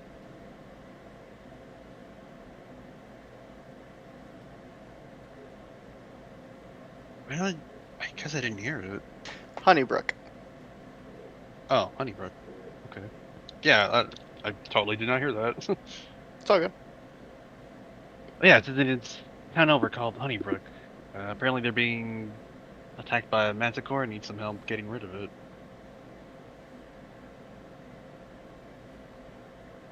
Well, then I guess Honeybrook is where we go. Do you have any pressing matters, Abdul? I know you went there to report information and gather some of your own. Was there anything that you had a request of us or any ideas of how to proceed, or do you believe that this should take priority? I was informed to continue on the path that I am on. So, for now, if you'll have me, I would like to tag along. I've been told that there are eyes upon us, so, you know, don't fuck it up. Gil looks up and down his arms and shit for extra eyes because he doesn't understand that language.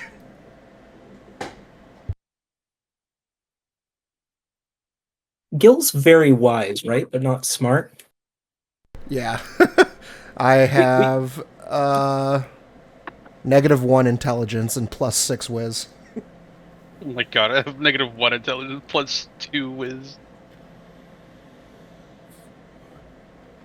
Oh, I got 1 wisdom and 4 intelligence. Abdul, as a cleric, actually has horrible wisdom. Because you don't need wisdom to function as a cleric in this game, because you do not add it to your healing. You'd add it to your spell attacks, but he fights as a martial, so he doesn't need it. Gil is the wisest one of us all. We're doomed. Yeah, Abdul's score is 14, so he's got +2. His highest stat is strength by a very large margin. Well, then I guess we should make our way to Honeybrook. Hopefully along the way we'll learn a few things, and it would probably be best if we interacted with the townspeople there first. And got some information. Hopefully they could tell us where the cave is and whether a manticore goes there in the night or the day. For what you said earlier, Adeki, if we can find a time when it is in its cave, it will give us a greater opportunity.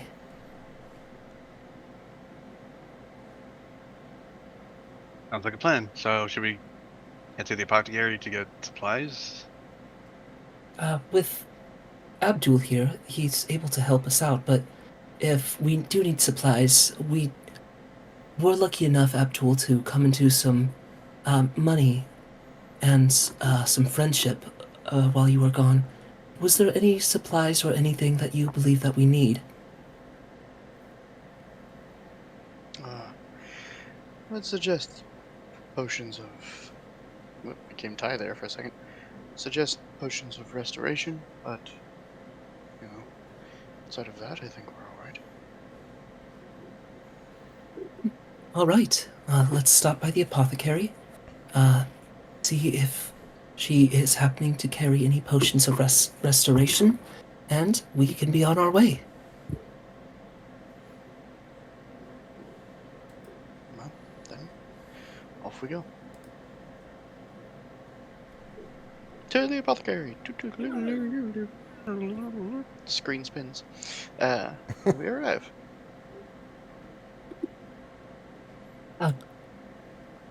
Hello again. Good morning. I'm sorry I did not greet you before I headed out. It's normal. You look like you had a bit of a mishap. Do you have any Yes. sort of cream that could fix all that? As I said, as a Leshy, I will take some time and this will molt off of me and I will have new budding that will cover the areas that were affected. And you warned me about the tendons and how sensitive they were, but I made a misstep and sliced one and it reacted unfortunately Budding? for me. Budding? You have other friends?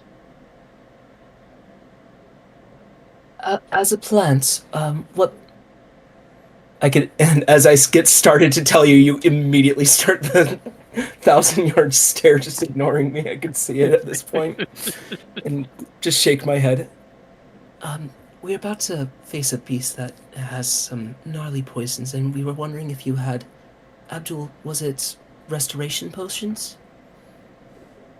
Oh, it's just a much fancier way of saying healing potions. Do you have any antidotes that could possibly deal with something as nasty as manticore? Manticore? Um, let me check. I unfortunately do not have anything, any antidote strong enough to not only resist the poison, but to resist its paralyzing effects. She does not. It happens. Well, do you Either have way. any regular heating potions then? I do. What size are you looking for? I think I only have enough for the regulars. Well, I only have 3 in stock. And how much are they worth? They are 50 gold apiece. I'll buy. Does anybody want healing potions? I will take care of the purchase for right now, since I came into some money recently, thanks to this great one's generosity. So I will take these. And how much do you have? Any greater healing potions as well? I have 1. I will take the 3 regular healing potions and the greater healing potion. Of course. That would be a total of 400 gold. I will put the 400 gold to her, and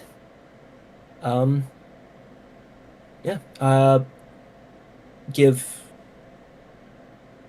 Adeki, myself, and Gil the regulars, and Abdul the greater. Thank you. But unnecessary. He hands it back to you. You come and around and heal us anyway. If you are coming to help in a situation but need to preserve your connection, it may help out. But if you are sure, then Adeki is the one who is in front, so you could give it to him if you do not believe you need it. My master provides. So, Adeki, you get a regular healing potion and a greater healing potion. Much obliged.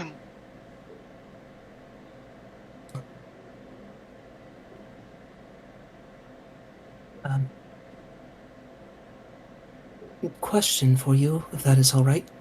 Since we will be facing this beast, and if we do happen to prevail, would you be interested in any of the poison barbs if we're able to collect them, or is there any other ingredients from a manticore that you may be interested in?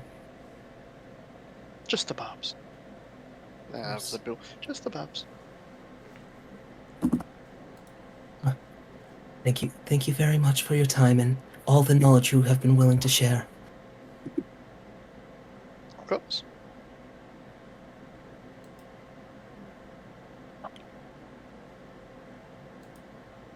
Anyway, should we hit the road and buy out of manticore? Sounds like you want to- Again, we can certainly try.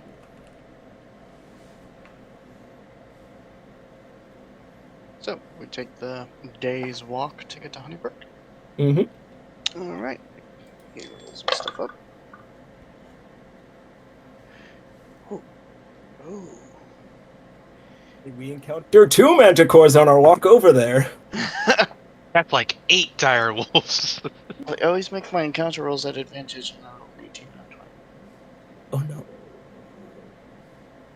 So Let's see. 18 out of 20. So 20 would obviously win. Need somebody to roll a d10 for me, please?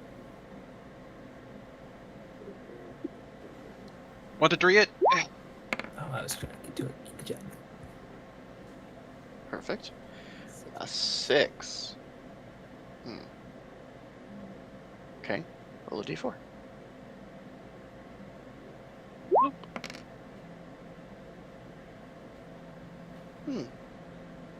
Two of you, shut the fuck up. As you all are walking, Gil, with your ridiculous perception modifier, because wisdom, you notice something that looks out of place. As you're walking down the road, it's just forest on either side. This part of Lordaeron is very heavy in forest, even for it being on the coast. But you see something strange, off, something that doesn't look like it belongs, a structure. Maybe. Take a closer look. Yes.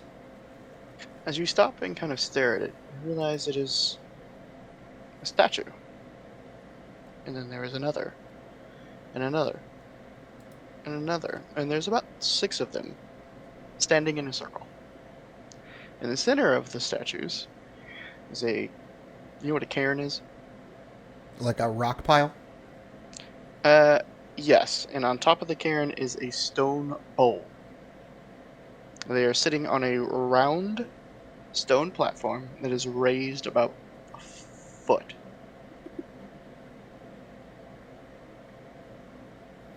Can I take a closer look at the statues? Well, it's about 100 feet out. Oh, okay. It's kind of hidden a little deep in the forest. Hey guys.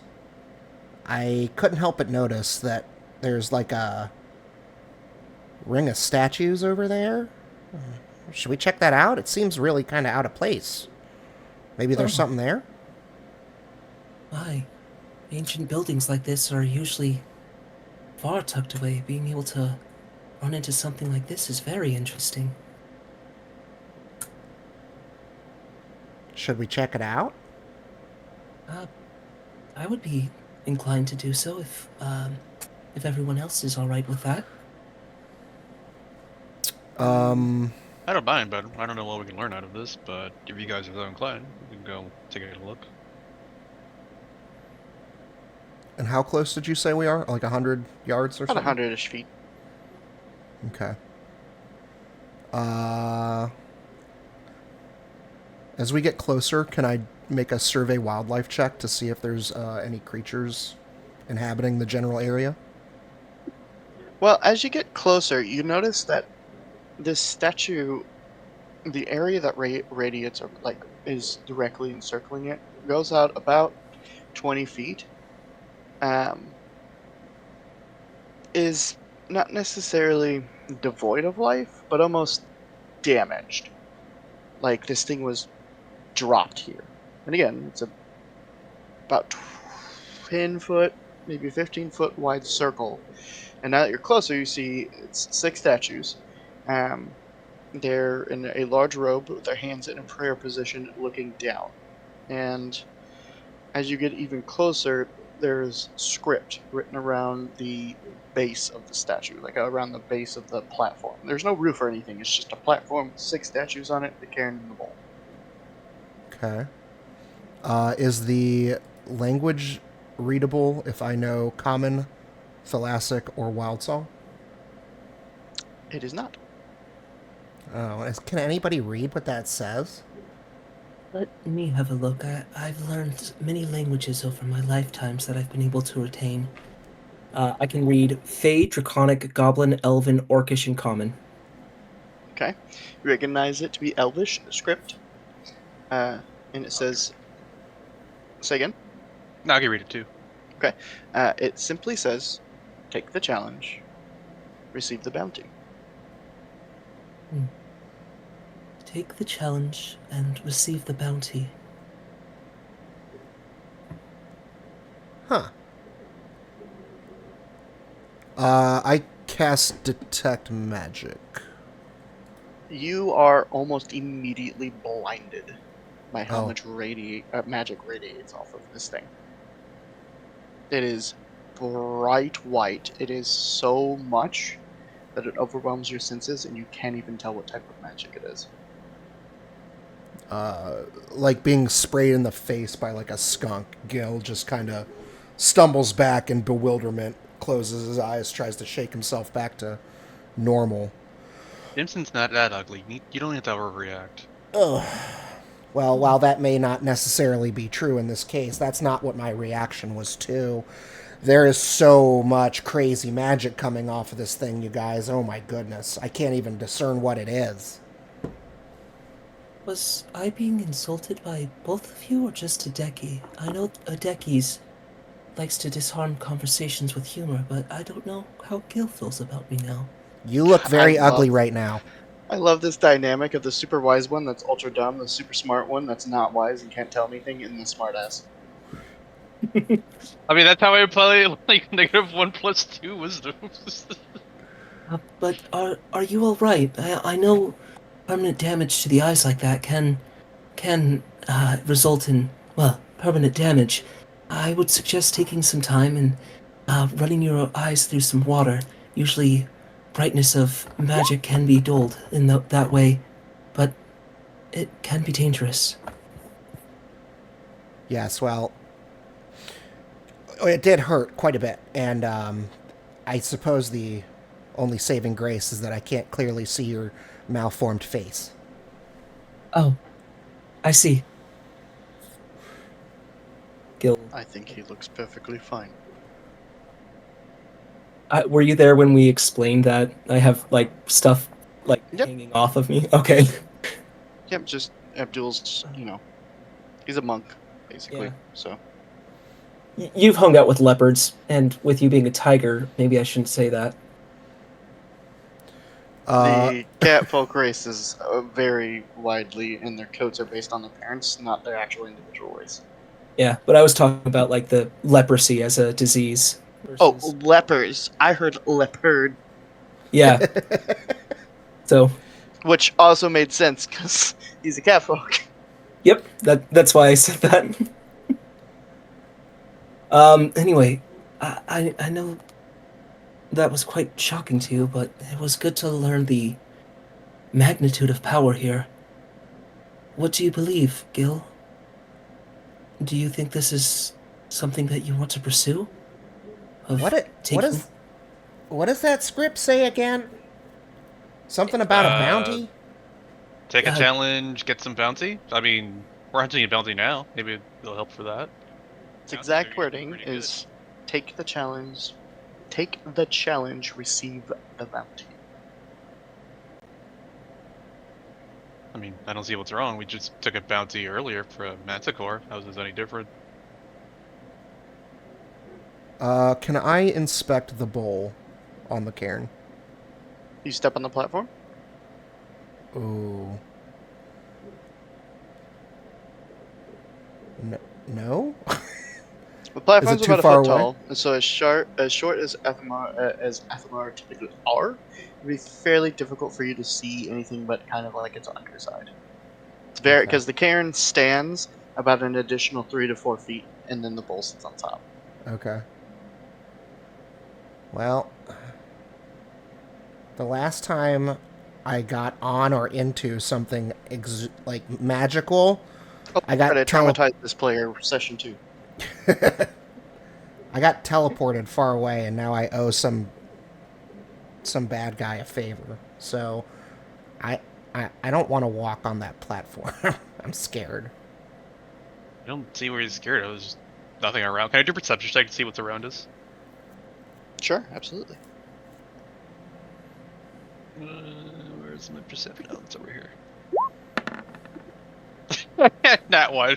Some forests. I start looking it out. I see Jimson and just kind of wins. And just, anyway, I don't think what's wrong. There's nothing really around us. It's just these weird statues. I mean, there's always like these weird. I want to say pagan, but are pagans like a thing in this world? Yes. I don't do the gross wall of flesh thing that 5e does if you don't follow God. In my world, if you don't follow a god, you just end up in the Shadowfell waiting for reincarnation, or you just choose to stay there forever. Yeah, there's always been like these weird like pagan rituals for random gods. So I mean, I think safe enough and just a challenge. I mean, challenges are meant to be overcome, right? Wait, bitch, that's my salad. Yeah. All right. Do you want me to look? Gil? Yeah, do it. Okay. I would carefully get up onto the platform and expect the bolt. Okay, Basie. So, and Deke goes down there. As soon as Adeke steps on the portal, Gil, the like script around the base lights up kind of this purplish pink energy, and this very visible wall of arcane magic just around the platform raises up about like 20 feet and then domes at the top. Uh, you seeing this shit, Jim? Yes. It seems that it was a. I don't know if it was a pressure activated or if it detected a living soul, but as soon as Adeki stepped foot on there, it caused a magical separation between us. Interesting.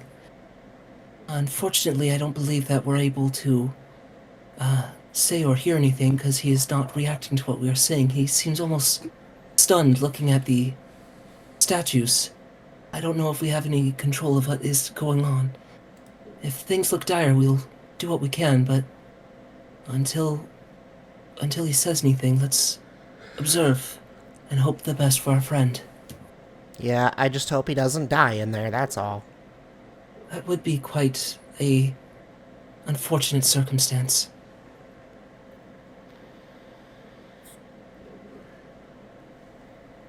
How are your eyes? They still kind of hurt, but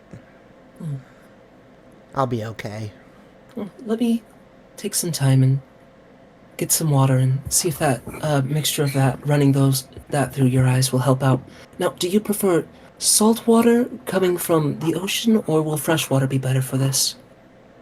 I mean, it's all the same to me. I breathe through both of them, so neither one is, like, harmful or anything. That is quite interesting. Most types of aquatic creatures are not able to sustain through both fresh and water. I'm so sorry, fresh and salt.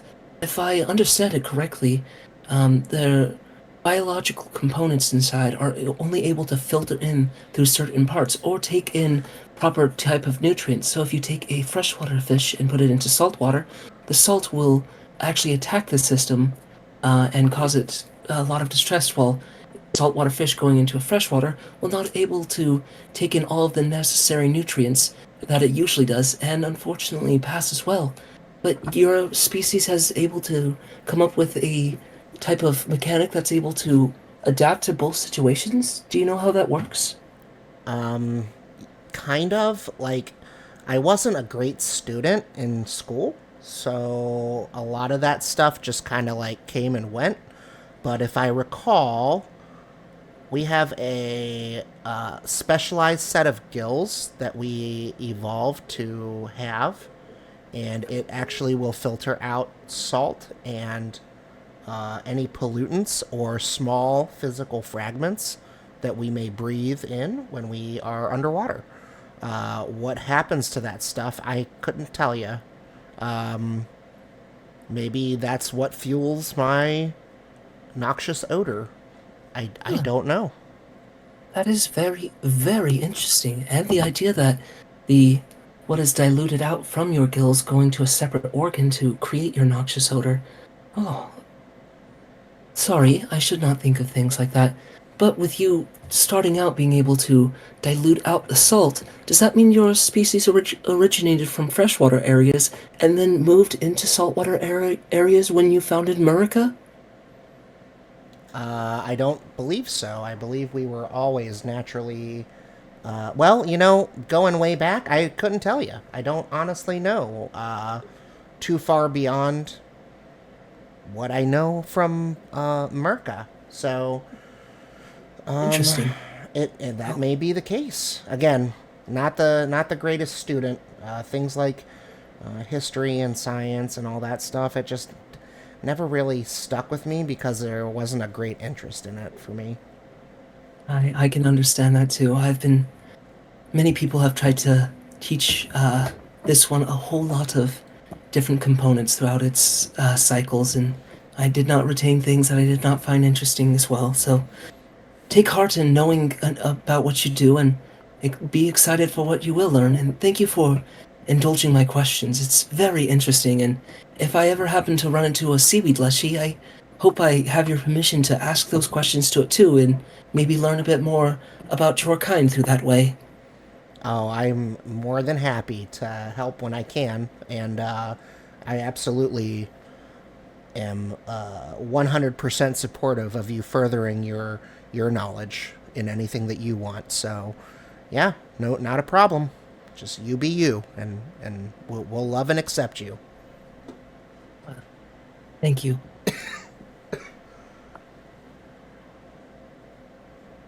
Will love and accept all of you. You, as the part of my face falls off too. Just kind of grimace. So you guys watch as Adeke walks through the arcane field and kind of steps down, and he's kind of stumbling, eyes kind of glazed over, just kind of lost in the sauce. I'm gonna kind of grab my head a bit, kind of just rub it, kind of just take it off, and then kind of look around the platform, look inside the bowl, kind of just inspect it a bit, kind of just a little confused, and then just gonna look back at my friends like, see, told you, it's fine. Got a headache though. Yeah. So, what happened there, buddy? Oh, I don't know. I think I got up here a little too fast, so I think I got a little lightheaded. There was like a When wall of arcane energy that shot up, and you were like indisposed for like a good 5 to 10 minutes. There wasn't. I just got up here. I'll just turn and look at Jimson, raise a fish eyebrow. it seems to be some type of organic memory alteration to either delay what he has gone through or to block it out and just accept the circumstances. Though he does seem to be his usual self, which is a good sign. But without realizing the duration that he was up there, it is quite intriguing. I'm wondering what would happen if we went up there as well. I mean, I'm gonna step down from the platform and just like, nothing happened. I don't know. Did the Just when a weird when platform with a bull up there. when the arcane wall came down and we were able to see him again? Did the writing, is it still glowing, or did that fade as well? Well, you guys were always able to see him through the arcane wall, Oh, okay. because it is transparent. He just kind of stood there for a second, like a good, like you said, 5-10 minutes, and then when it drops, yes, the whole platform like almost depowers. There's Oh. no noise or anything, but you watch it when the wall drops in kind of like a circular motion. All the script turns off as well. And nothing happened. So while he was up there, nothing else really happened. Like the script was like, Nope, you were Lit just up, but- standing there. That there's kind of shimmer to the magic, as there kind of would be, because that's just kind of the effects of magic. But yeah, no, he got up there, arcane wall, kind of almost dome went up. He stood there for like perfectly still for about 5-10 minutes, and then everything powered down. huh. Yeah, That's I don't know why you guys are so concerned about. Nothing happened. It's just some weird, like I said, pagan religion platform. Just a weird empty bowl. Some weird languages. Kind of letdown, actually. Can I insight him to see if he's telling the truth? Sure. And So that- that would be either a perception or deception roll to see if he is deceiving you. Okay. So as you look, what you do not see is falsehoods, but there there's something there. But he's not lying to you. Hmm. Okay. That's weird. You're weird. You're weird. I know. Oh, it all sounded so defeatist. No, it was. I didn't mean to sound that way. It was more of a matter of factly, like, yeah, I'm aware. I got kicked out of my hometown. I'm a storm Yeah. druid. Yes, I'm a that's weirdo. tragic, Joe. That's not a great thing. Like Gil's story's kind of fucked. He's Like, hey, so. you're fucking the weirdo in the village. How about you get the fuck out? Oh, there's tons of dangerous shit out there, by the way. Good fucking luck. Like, it's kind of terrifying. Yeah, but Compared to the other two, like, fuck, I don't even think it has a story. Oh, Gil not is really. so like, like dim, but like optimistic. So like, he can't. He doesn't even perceive it as being like really. I mean, Okay, and that's fine. I fully understand that the character doesn't understand, but as long as the player understands that oh Gil's yeah, story is kind of fucked. yeah. No, he's a sad sack. I'm aware. but Gil isn't really. I mean, a little bit, but not like full blown like Yeah, depressed. he's Like got new friends. yeah. This is kind of working out for him. He's happy where he is right now. So So, the other two? I'm not getting up there, Jim. If you want to do it, be my guest. But I learned my lesson in the water well, so I'm just gonna stay right here. Okay. I would say it may be an educational experience, and it may be. You said you wanted to understand the land and its properties. This may be a better experience to do so.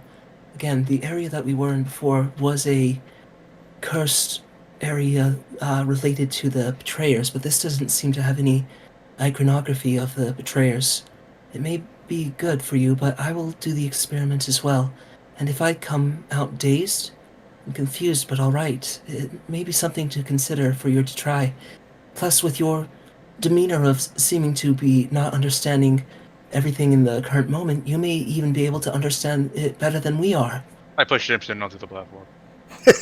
He smacks into the 1 foot wall of stone because he's like 2.5 feet tall. Oh, Oh, I pick him up and then put him on the platform. let's see. Oh, wow. No, yeah, as he shoves you, you do not slam into the wall. You quickly lift yourself up. Script spins around. Arcane Dome comes up again. Yeah, see that right there? That's what happened to you. That whole thing came up, and you just stood there for like 5-10 minutes. No, it didn't. When I got up there, nothing happened. Maybe it's I- because he's a Leshy or something. I know that your perception isn't great, okay? And it's hard for you to believe that this is what actually happened, but I swear to you, you did exactly this. You may not have a recollection of it, but this is exactly what happened. And this is why I don't want to get up there, because I don't want to lose control of my faculties. I don't know. I actually feel pretty good after I got off of there. Well, we'll see what Jim says, and then maybe I'll get up there, but I don't know.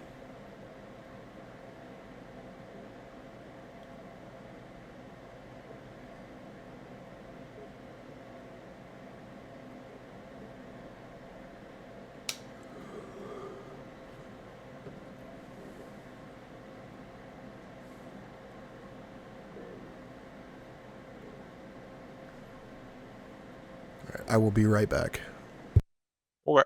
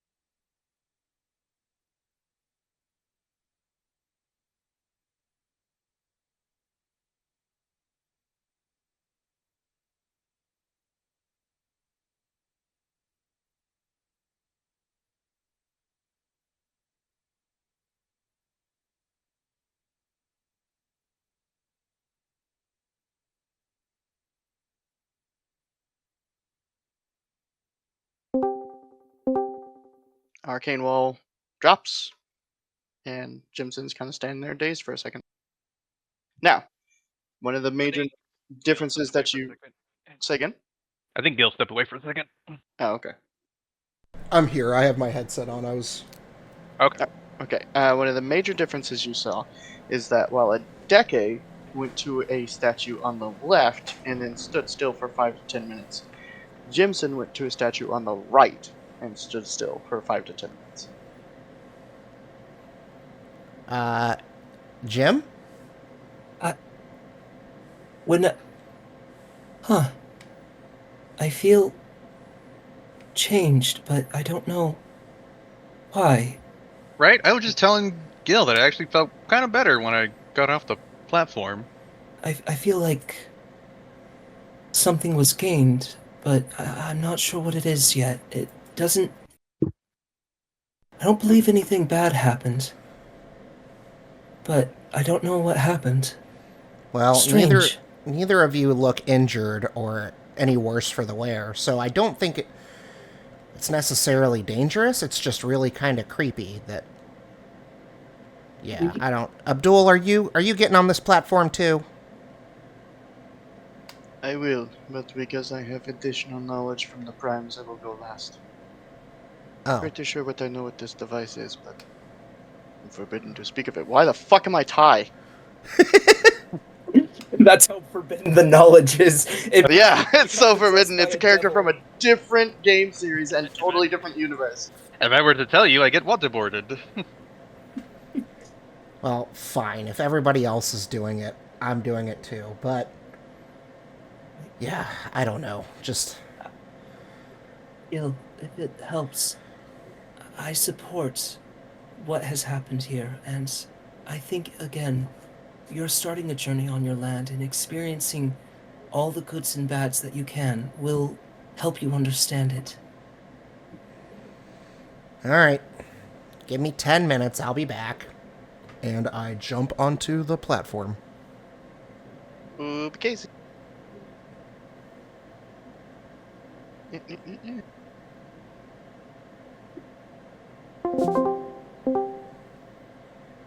So, as you step on the platform, the wall, the dome kind of goes up around you, and you're looking around, and you look at your friends, and they seem to almost freeze or slow in time heavily. As you spin back around, sitting at 3 points on the stone bowl is 3 runic shapes kind of just floating in the air. There's one of a sword, one of a heart, one of a book. Are they tangible? Like grippable? I don't know. I will inspect the book. Okay, so you're kind of looking at it. It's just a arcane symbol of a book, just kind of slowly sitting there, slowly bobbing in the air. I touch it. Okay, as soon as you touch it, the symbol shatters, and the other two just kind of out of the air. They don't shatter; they just disappear. And a literal book appears in front of you. It's very large, and as you look, the letters seem to be kind of jumbled, and they don't make a ton of sense. You realize this is a puzzle, so go ahead and just give me a standard wisdom check. So just roll a d20, add your wisdom modifier.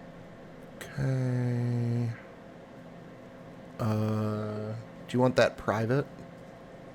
Theirs is private because I did this to them in Curse of Strahd, so they knew what it was. You Okay. can do public. All right. Wisdom.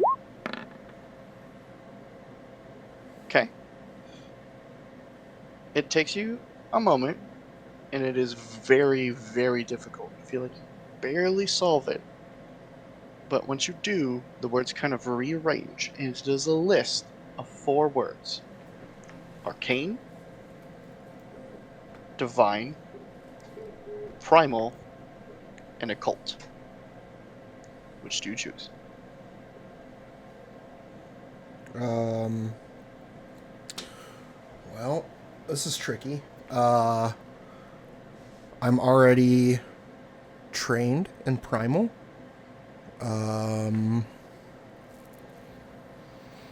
So the question is, my personal question, not to you, for myself, is this a way to open up more pathways to different magics, or is this something that if I choose primal, it'll make me stronger in that field? So, I understand divine magic being, holy or type, like radiant type magic. Is occult kind of like shadow necrotic stuff? Correct. And then arcane would be like the equivalent of what, like force and psychic stuff? Arcane would be, yeah, kind of like what you would imagine your classic wizard would be doing. Okay.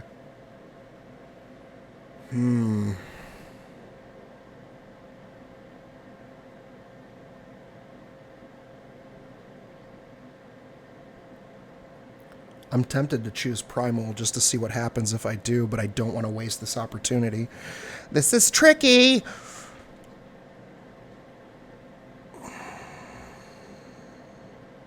I don't. It doesn't make sense for me to know other shit, though. I guess I unless will give you this insight because I don't want you to make a decision based on something like that. Regardless of what you will get, it will be based off of your wisdom modifier. Okay. Well, I'm gonna stick with primal. I choose primal. Okay. Book flips to a new page. New puzzle to solve. Okay. This one seems much more difficult than the first one. Uh-oh. Same deal?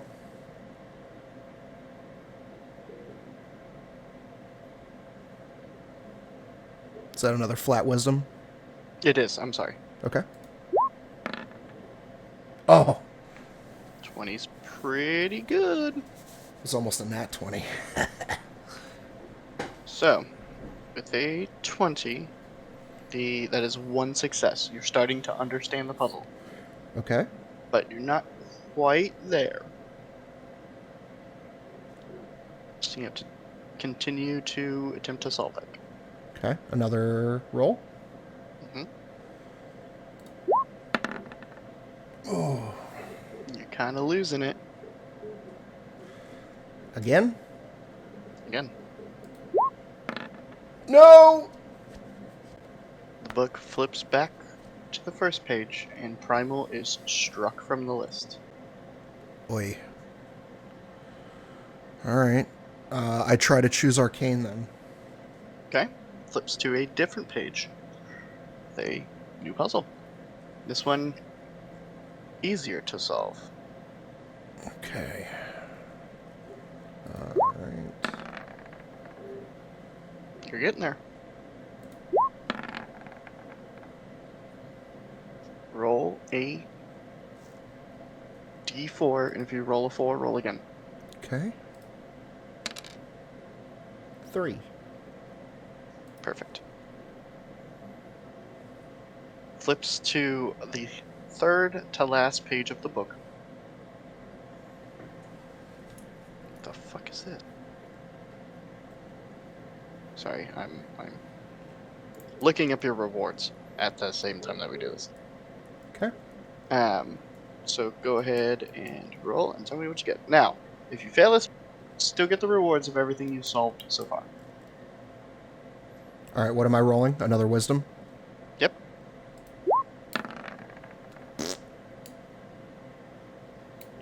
Draw. Huh? 13. 13. Unfortunately, will not do it. You get one more shot. 17. 17 does do it. So, the rewards you will be getting is you will permanently know a 3rd level arcane spell and you will gain 1 class feat from a class that specializes in arcane magic. +1 class feat. I'm picking them. You don't get to pick them. Oh, okay. So that's what I'm looking at, is letting you know what your stuff is. Gotcha. And that's it. I drag you back up. Now you are dazed, but it wears off after a while. And And I have no recollection. I fucking knew it. Or what'd you had, Gil? I Before was it saying pulled up? no recollection. Of what just No. transpired? After amount of time, the three of you remember what happened. As Abdul steps on the platform, and I roll a bunch of stuff from her. Gil, you seem to be getting your senses back in order. How did everything go for you?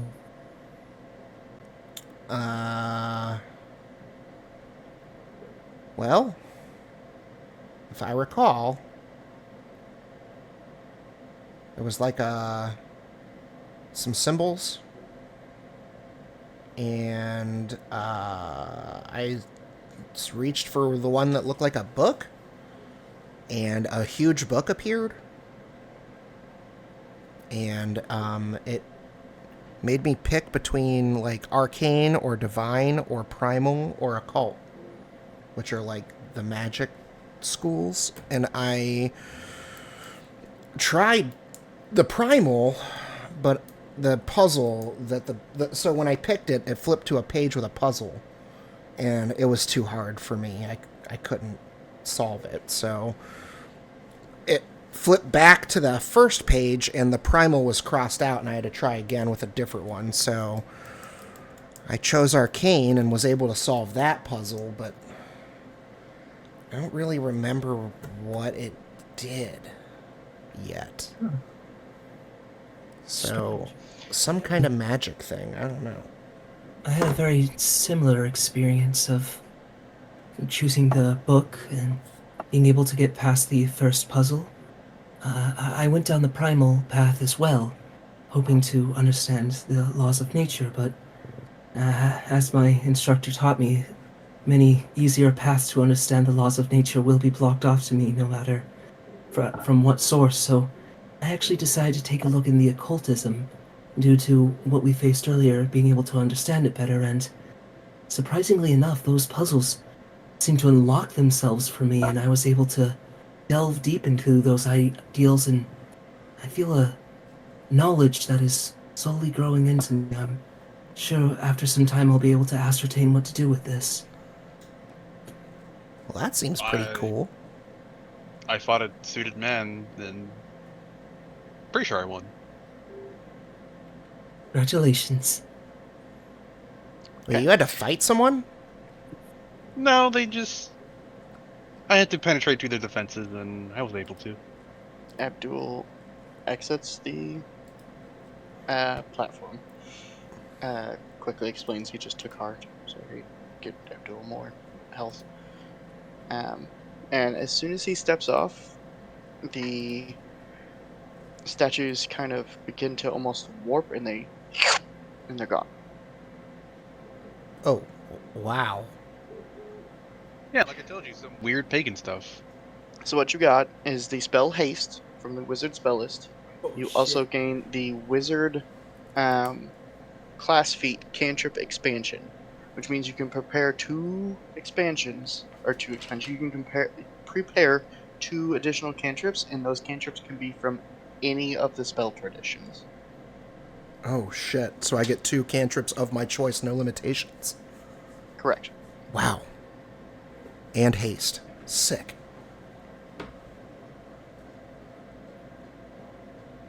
I remember, guys. Hey, what I tell you? Don't think that was gonna happen. If I understand my gifts more, I was given a full change to my body through new features attaching themselves to me, and I believe if I concentrate hard enough and commune with the right parts of the world, I'm able to build, well, would this be conjuration with Cozy Cabin?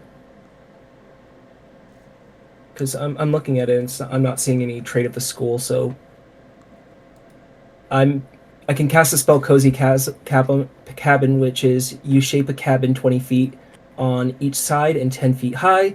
The cabin is a structure trait and has restrictions as magic items that create structures. So I'm able to build a house for the night when we need it. Sick. It's Liamun's tiny hut. Yes, but I don't That think it's as extreme. I think it's, if someone comes up to the cabin, they can interact with it like a cabin. Yep, it functions like a normal house. It's just a house in the middle of nowhere. that's cool. Sweet. Yep, that's so I feel like I have a way to give us some protection from the elements if needed, but we'll still we'll still be exposed if anyone comes upon it, so we'll have to keep that in mind, but a bit safer in case we want a more comfortable place to sleep than the ground, though. I hardly find anywhere more comfortable to sleep than the ground.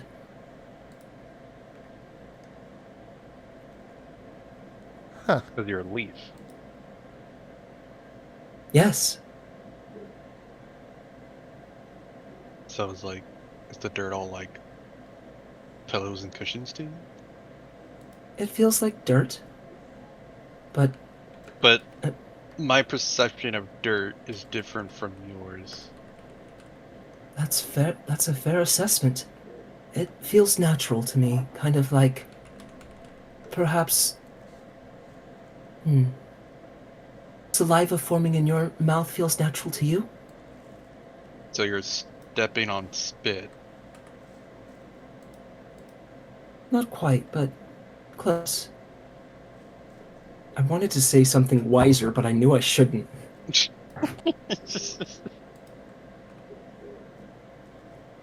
All right. Well, that was quite the experience. Our shall we continue on our journey? We have lost some time here, so it will be closer past nightfall until we get there, or we may have to stop in the night if any other events happen to us on our journey. Yeah, let's try to get as far as we can before it's time to sleep.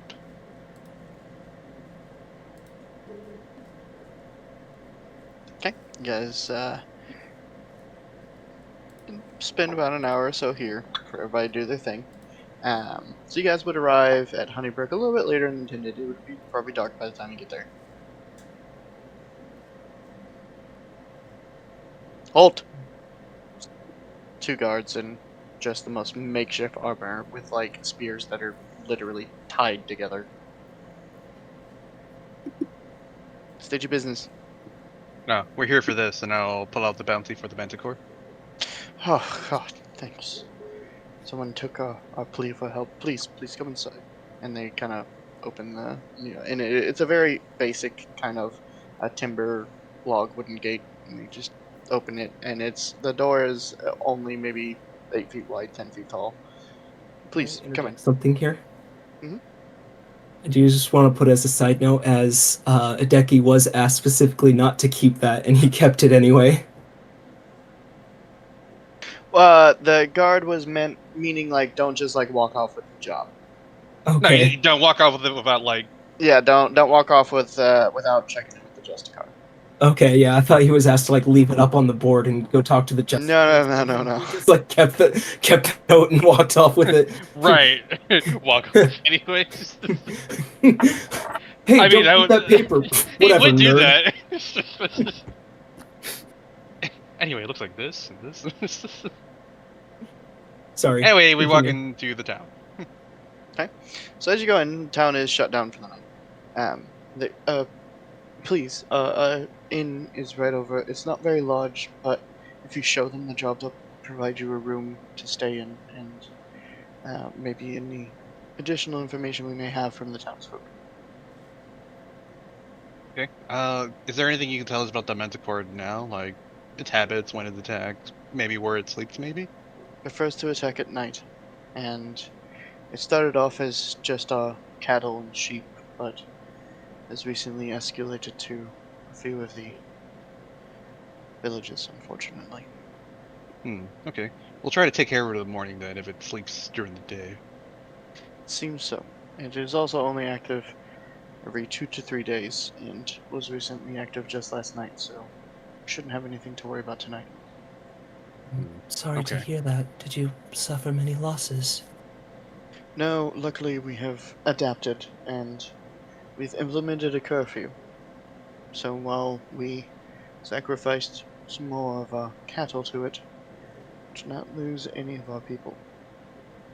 I understand that the creature is able to produce a type of poison that paralyzes.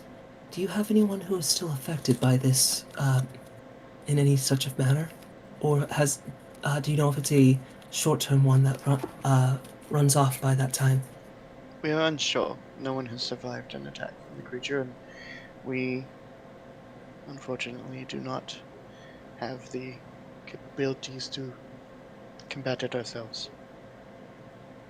I'm very sorry to hear that. Well, the inn is there. If you so take it, just present that to the barkeep, and I'm sure he'll be more than happy to give you a room. Right. Would you happen to know where the beast resides, or is that something to talk to? It is a cave about 100 yards directly due north. Uh, it's actually pretty easy to find. It used to be an old mining shaft. The mine has long since, well, I wouldn't say long. From the stories I'm told, it was very active before the calamity. But, well, as you know, many of the precious metals and gems of the world were shattered afterwards. So, and you look around, and there are buildings, structures, and even some tools laying around that shows that this used to be a pretty robust mining town till, well, the calamity struck. So, the beast came in and decided what's yours is mine. I'm sorry to hear that. As are we. But if you are able to kill it, we have a small amount that we could add to the bounty. 1,000 gold. It's coming from the Justicar himself, but it may be something that we can add. Well, we'll come to that when and if we are able to be successful. But some rest will be very much appreciated, and we will take some time and opportunity to do what we can in the morning. Be safe. Curfew is soon, and while we are confident that the creature will not attack tonight, it's not a risk we are willing to take. So move along quickly, please, because fairly soon we are closing the town's doors, shutting for the night. Right. Let's hurry to the inn. You guys get at the inn.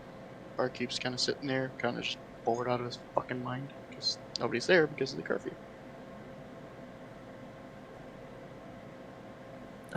Kind of lights up when you walk in.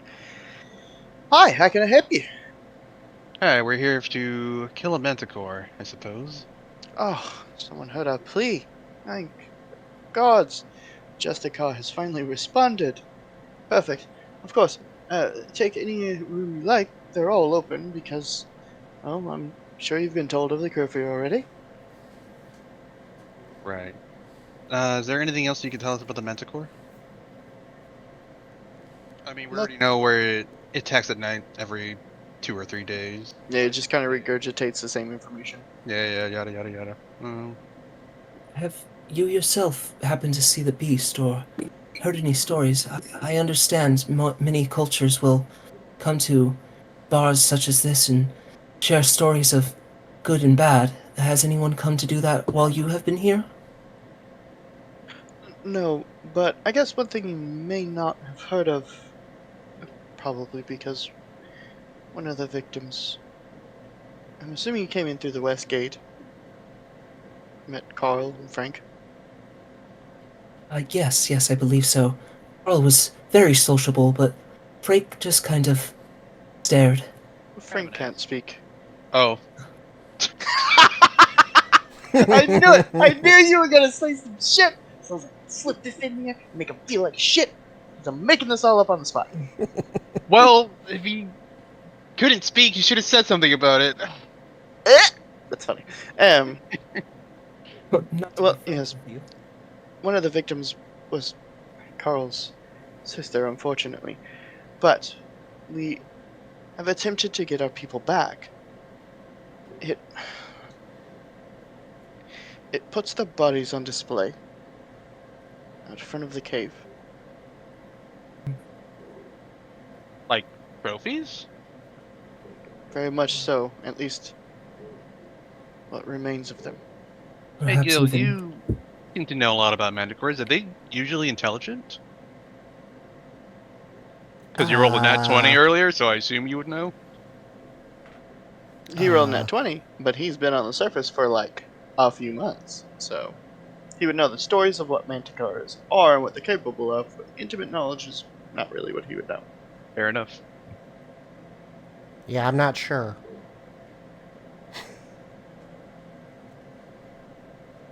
I mean, I know this is probably your first time encountering a manticore, but have you ever heard stories of them doing anything like these? Or are they usually intelligent?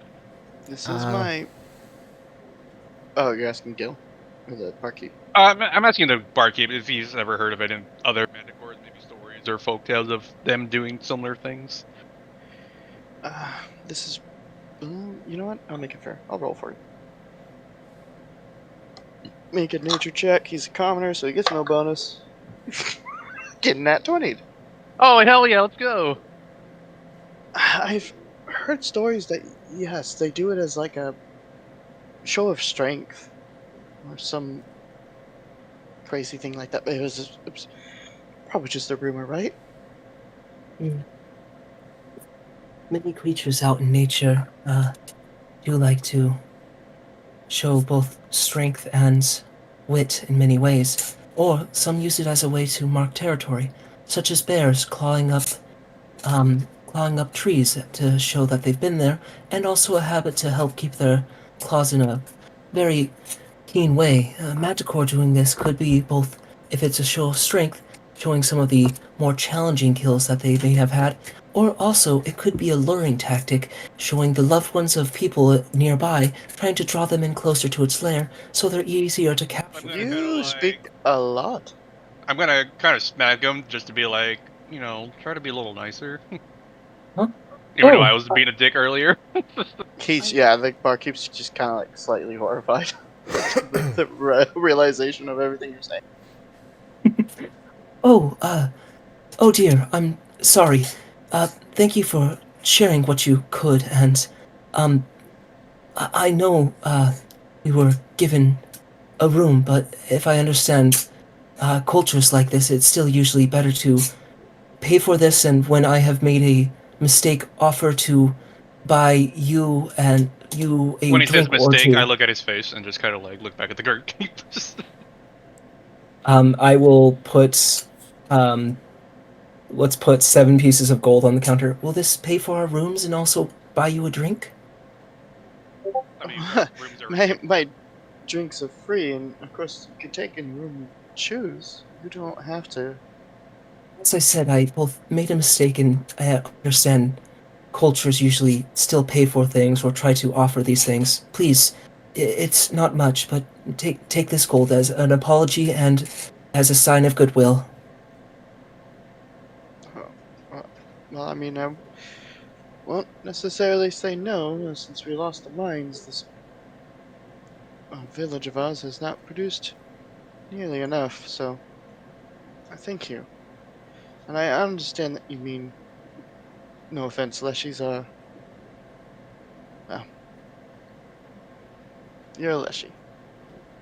Yes, us creatures of nature, again, have our own ways of doing things that don't always translate well. Your apology is accepted, and please take any room you like. Give a bow, head to a room, and wait to do a little experiment, like little potion making and get some rest for myself. Okay. We rest for the evening. Mm, yeah. Okay. Head out in the morning. Would I be able to do my alchemist thing? Oh yeah, absolutely. Do your crafting rolls. Cool. So I will work with one of my black adder snakes to remove the um, Really. remove the remove Look, the man, thorns. I pay for the maps, so I'm gonna reuse them. That's super So funny. so we will remove the um, head up to the poison gland. Take some time to draw out the poison, and once that it starts accumulating into a vial, drop three darts into the vial that it is to shake it up and set it out on the windowsill. And as I do that, I am also going to take time to twist the skin of the beast to try to collect as much of the snake oil that I can. Okay, go ahead and give a crafting roll for it. Yep.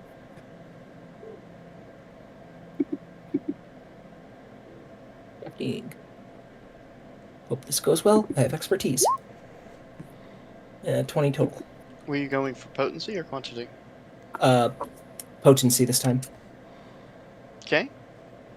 With a 20, it does deal 1 additional damage dice. Okay, perfect. And I put 3 in there. Is that enough for potency, or did it only affect 1 or 2 of them? It only affects the 1. The Okay. other 2 would be just standard. Sounds good. Did I collect any snake oil? Oh, yeah. That's super easy to do. You get 1 use out of each snake. Okay. I was only using 1 snake that time, so just 1 snake oil. Correct. Awesome sauce. Then I am all good for myself. Other 2, any final preparations before we move to the cave? Because we're getting close, so I want to get this combat rolling. Just practice swinging my blade. I've got nothing. Okay. We wake up the next morning, travel to the cave. There's mutilated, half-eaten bodies.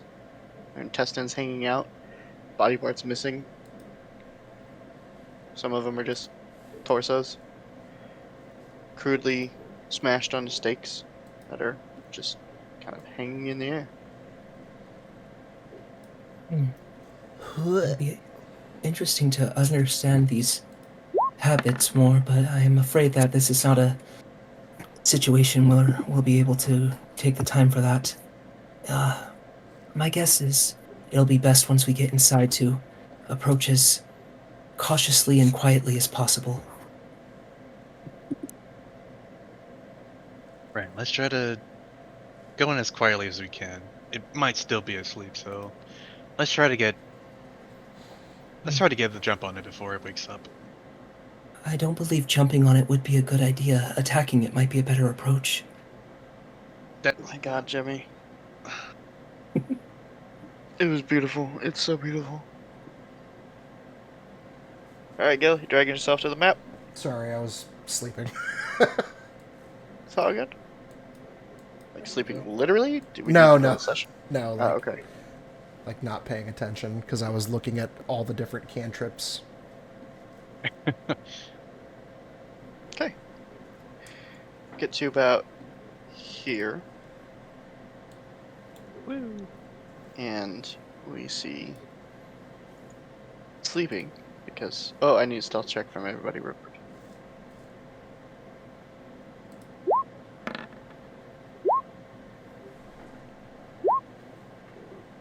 Nice. Yeah, we are pretty stealthy. We see 3 goblins sleeping. What more? Pathfinder loves goblins, man. You're gonna see them a lot. So many goblins. They're an entire fucking playable race. Oh. There's some gobbies. Dual points. and points at your sword, and then makes like a stabbing motion. Okay. I will understand what he's trying to say, and then kind of walk around him, kind of motion the other two to try to get a little bit closer. And then I'm going to take Well, out. Abdul's gonna put his hand on your shoulder. He's going to carefully step around you over the goblin, and he's going to kind of kneel behind this one's head. So I guess he'd be here. Okay. He's going to It'd be, count down. He's going to hold up 3 fingers. yeah, I was gonna do the I'll, same. I'll aim a dart at this one. Well, would I be able to sneak around to here without upsetting him with my stealth roll? Well, both Abdul and Adeke are pretty dexterous, so I didn't force them to roll. Oh, okay. So then I'll stay here, not being able to get past a decade. But I'm going to trade places with Gil because he has a better potential at putting it down quickly. Well, but you can't do it quietly, so I'm going to stay up front. Gil's like, whoa, whoa, whoa. Yeah.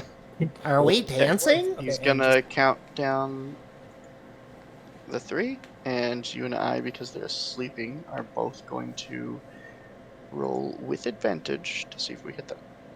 Go. 3, 2, 1, go. Oh, that's bad. Oh. I think he's just dead. So yeah, no, he's just dead. Because at this point your modifier kills him because you took the attack stat from the statues. So he definitely just dies. But Abdul goes to grab this one and he starts to wake up, so he's gonna try athletics. Ooh, that's pretty good because Abdul's athletics is pretty nutty. So he's got expert in it. So his modifier. He turns that 8 into a 23. Fucking hell. So he's able to kind of like muscle an armor over its mouth and just kind of hold it as it's like starting to panic, and he's like looking at Adeke like, do something. Oh, I would step up to, I guess, this goblin and then quickly kill him before he gets up. Okay, go ahead and roll with advantage, and then Adeke or Abdul's gonna try something else with athletics. You do hit it. Yep, he's gonna snap its neck. Why does he keep doing that? It's so weird. Oh, let me refresh. It keeps like a pop-up won't go away. So Abdul kind of just twists the goblin's neck, snaps it. You drive a blade through the other one. They all die quietly.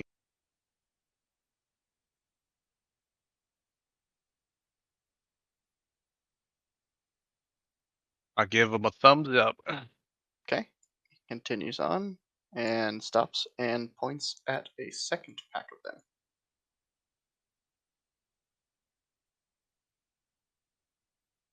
So he kind of holds up his hand, asking if you want the left or right. Can I tell the difference between these goblins? You can. So this one would be the one on top left is a more of a pyromancer. Yeah, the one on top left is a pyromancer. The other ones are just regular warriors. Okay. Then I'll sneak around. I'll point to the top left one, and then I'll try to go for the pyromancer one. I'll sneak around Okay. this one. He'll take the guy on the right. Countdown. 3, 2, 1. Bam. Hit that one. He'll kill it with his modifiers. You kill it with his modifier. Ooh, that's a pyromancer. 8. Oh, I killed it with fire. You. That's 12. Need to look up pyromancer stats 1 second.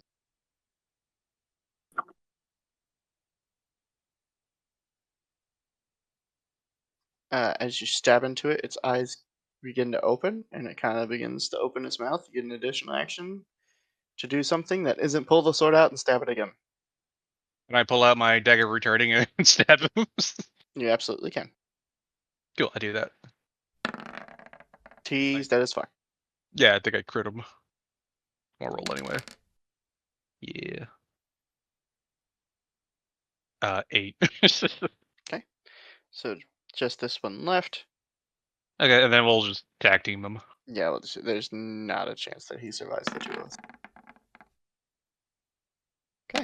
And so Abdul will continue through the cave, point at his eyes, make like I'd say a lion face, but he's a tiger. Make like a grr face and then point inside the cave. And look down the cave. Working on it.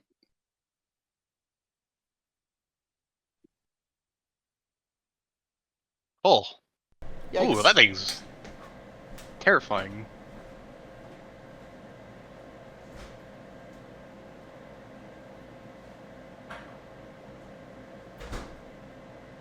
I'll prepare my blowpipe and put a. Let's put um you a giant centipede venom dart in there, kind of to ascertain if it is immune to poison. Give a nod, showing that I'm ready. Okay. Seeing Jimson prepare poison on his blow dart, I'm gonna apply the giant centipede poison on my brimstone dagger. Is that something I can do?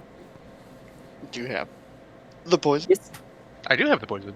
Then yes. Oh, and I even wrote down the things for it. Sweet. Abdul just kind of crack his knuckles and give like a in we go shrug. Yep. It's a Gil trying to do the same thing of cracking his knuckles and just like. Now, the popping two that them are really not high. dexterous, actually we should back up a second. The two that are not dexterous enough would have to make a stealth roll as they approach Manticore. By not dexterous enough, what score? Abdul's score is 18. So that makes his base stealth with training proficiency to be plus 9. So at a minimum, he can roll. As long, I guess he would technically have to roll too. What's yours, Hideki? +6 to stealth. Okay, yeah, we would both actually have to roll. Okay. So everyone rolls. Abdul passes by a mile. Hideki passes by a mile. Gil barely passes. Jimson passes by. What are your modifiers? What the fuck? I'm proficient with it. I have an 18 dexterity, so I get a +10. Oh, well, I guess technically, wow, you're the most stealthy in the party, actually. Wow. So yeah, we're all able to get in, and we would be able to kind of get in range. We all get one surprise action. Single action point. So that is how surprise works in Pathfinder. Okay, so then we also do this with advantage? Well, first, let's roll initiative, see what order we do it in. Okay.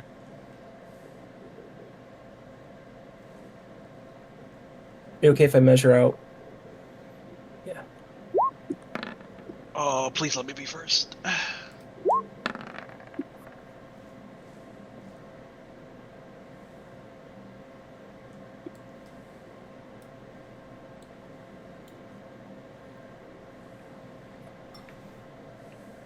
Oh, fuck yeah. No! Damn it! I don't think that I got the 34, but it. You did not. The Manticore did. Oh. Oh God. He nat 20'd his initiative. I rolled pretty good. Unfortunate. Oh. So he gets a 24 to that. Good, good. He gets a 14. 34 minus 20 is Oh, right. It's 14. 20, yeah. Look at me. I can do math. Well, That's it. Alright, what's your actual number, Jim? 18. Okay, everybody can see themselves, right? Yep. Okay, because I always have that weird shit with Garrick where he can't see himself. So, get past the Manticore's turn, everybody gets one action. Okay. That does not include movement. Do we roll with advantage due to it sleeping, or? You would, because it is technically sleeping. Now, the second somebody hits it, it'll be considered like rousing from sleep, so the advantage will go away. Okay, But Hideki's kind of the best person you want to give that advantage to. So that's fair. Okay. I'll bring out the brimstone dagger, and I just apply the centipede poison to it. So I'll attack with advantage. 26. 26 hits. Okay, so then I'll roll for the dagger first. Oh my god! I rolled max damage on both. Nice, nice, nice. And then I'll roll So- the poison, Okay. which is oh my god! It has He to needs make to a make con. a con save or a fortitude save of 17. Okay. So, point of order. You slam the dagger into it. It immediately roars and begins to wake up. And for the first time, well, no, you've used the fire technically to go goblins. So you kind of see that familiar flash of fire. And while it does flash across the flesh of the creature, it doesn't do as much damage as you would expect. And it seems completely unaffected by the poison. Okay. Cool. Move to Abdul, I do believe. I know, single point of action. Got it. Yes. Abdul will spend a single action point to gather electrical energy and step here to flank. And then we've got Gil.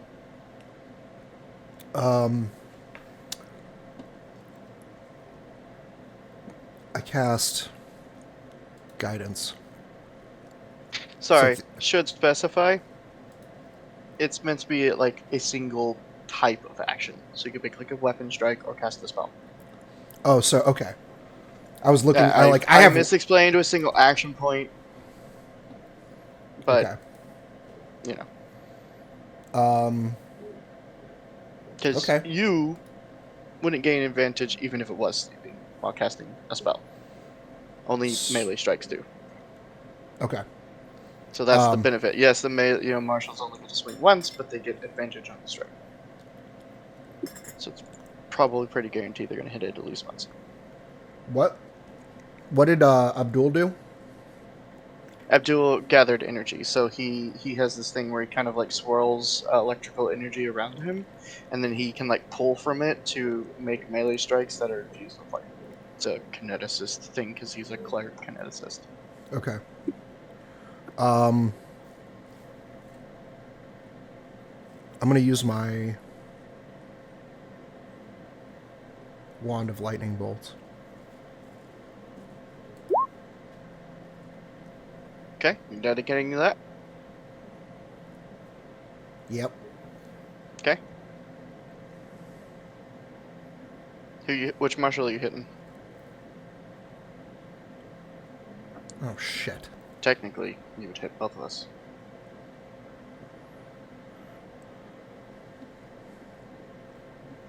Can he do it like straight across, like right here?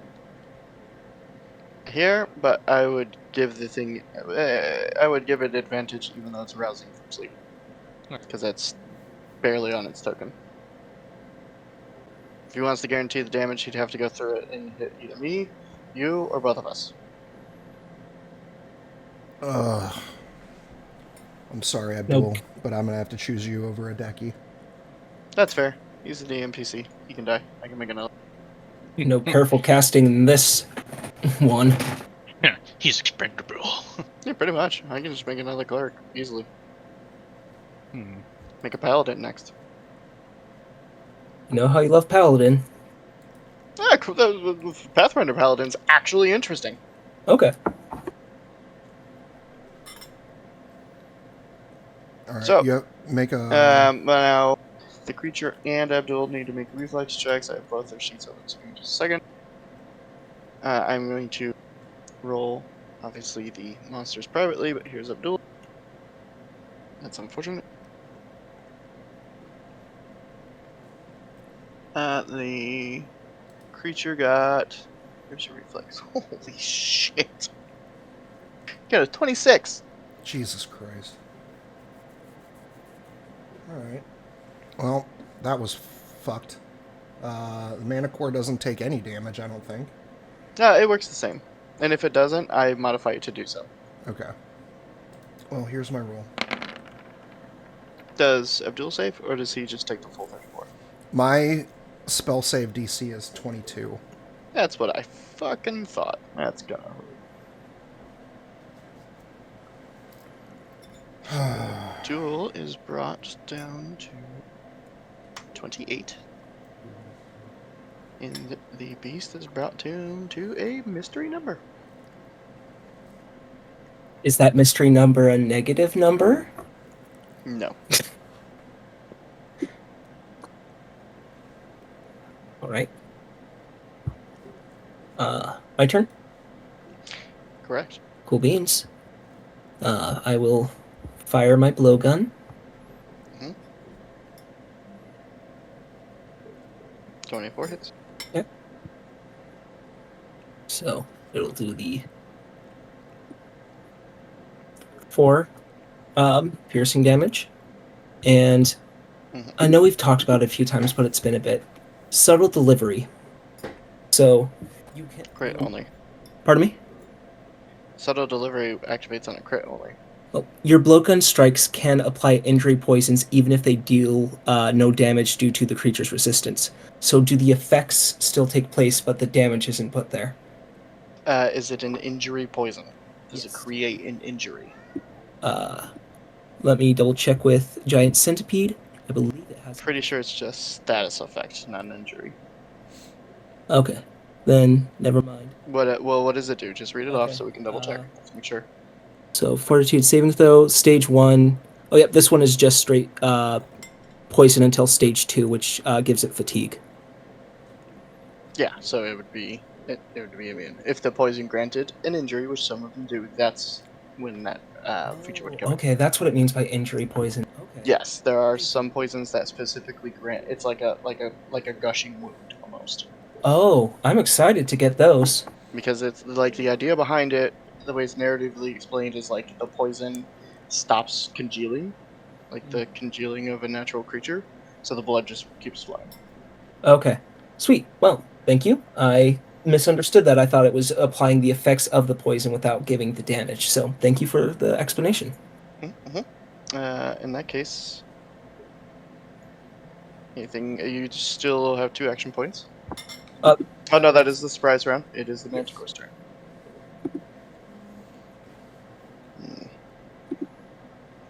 I'm just saying, I gave a lot of warning. Mm-hmm. It is going to bite a Deke.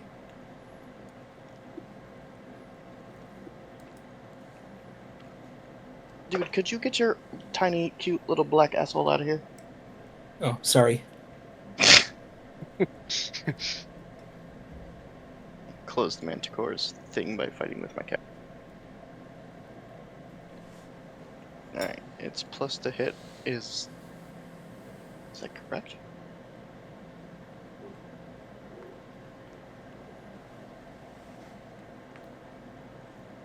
Oh. Okay.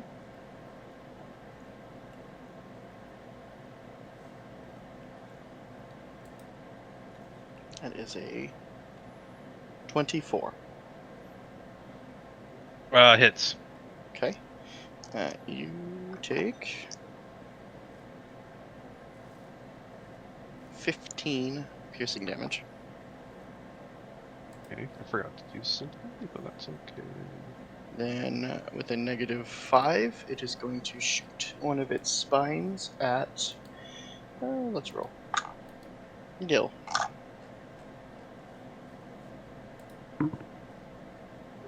It is a 27. That hits. That is. Ooh, that's unfortunate maximum damage.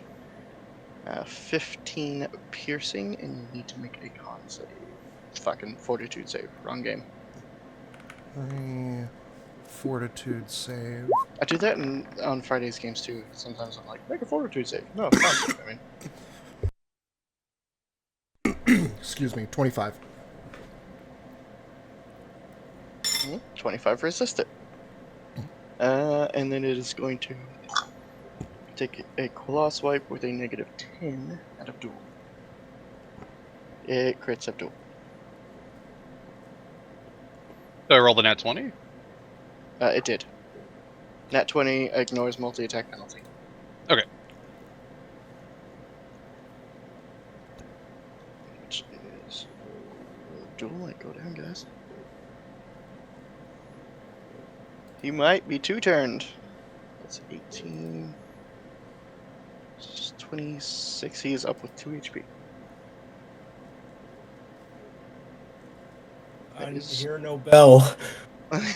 Pretty much. That is the Manticore's turn. It is Idaki's. Fucking ouchies. Shocker, I'm gonna fucking stab it with my fucking dagger. 'Kay. Actually, no, I won't. I will actually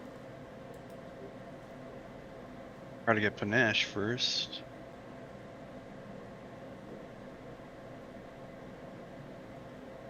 Probably has really good reflexes, because I'll try to probably just get perception. Fuck.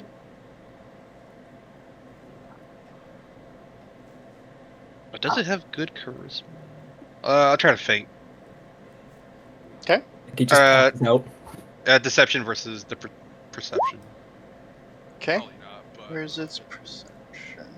it's probably Okay. gonna be Go ahead and roll your deception. good. Okay. Probably gonna beat me, but might as well try. Yeah, it's definitely gonna beat me. You rolled like shit. Well. Oh, you win. 19. Oh shit! Cool. Rolled like shit. Got a 19. You're fooled. The target is off guard against the next attack. Okay, so your next attack has advantage on it.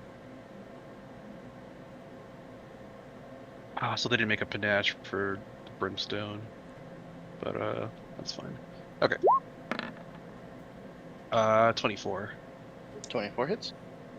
So then that would be 10. 10 plus panache. I think it's +2, right? Yeah, so 12. Yeah, 12 piercing and 9 fire.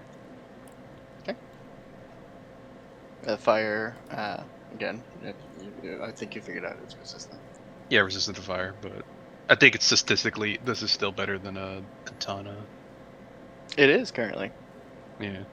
It'd be like that sometimes. Yeah, it does. And then 1 action, 2 action. Then I'll take my next action with the penalty.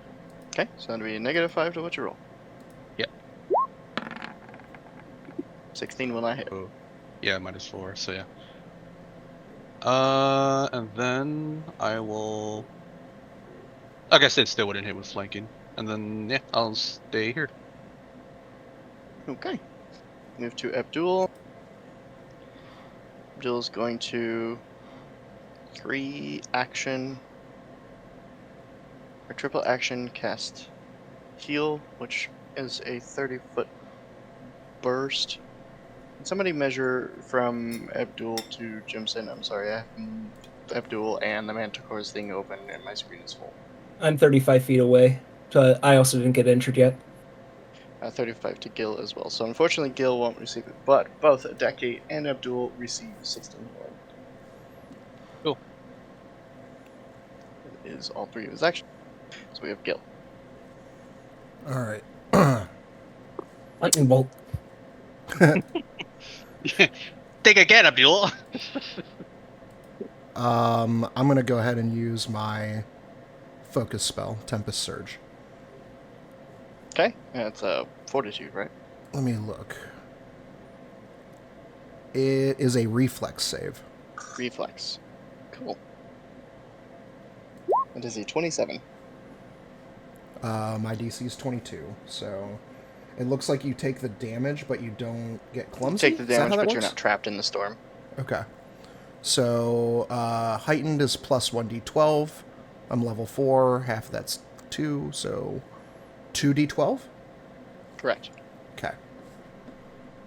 And it is one of your focus points, which you get 1 every odd level.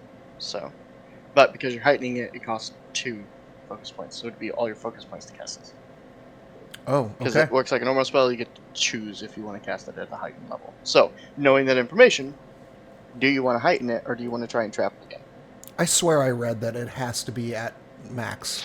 I heavily modified focus spells because the way Pathfinder has them written is fucking shit. Gotcha. Okay. For like 5 years, my players weren't using them, and I couldn't understand. Like, the rules weren't... I didn't think they were that bad, and then I read them and talked to my players. They're kind of shit. So you get one at every odd level, and it works like a normal spell slot, so you can choose. Yeah, let's just burn them both right now. Okay, so 2d12. Electricity damage. 19. 19 on a failure. Let's see. Storm deals electric damage with a basic reflex save. On a failure, the target is also clumsy. Yep, so he just takes the raw damage. Damage applied. I guess because the drop house. Alright. Yep, Jimson. Yeah, I'm good. All right. Wait, you do have another action point. I raise my shield. Okay, perfect. Jimson. I'm going to reach into my alchemist satchel of chaos, Yeah, you do. and if that rolls, I take out an acid flask, and I am going to try to aim for its feet on this side to hopefully Okay, not that would damage. avoid splash, provided you don't hilariously miss. Mm-hmm.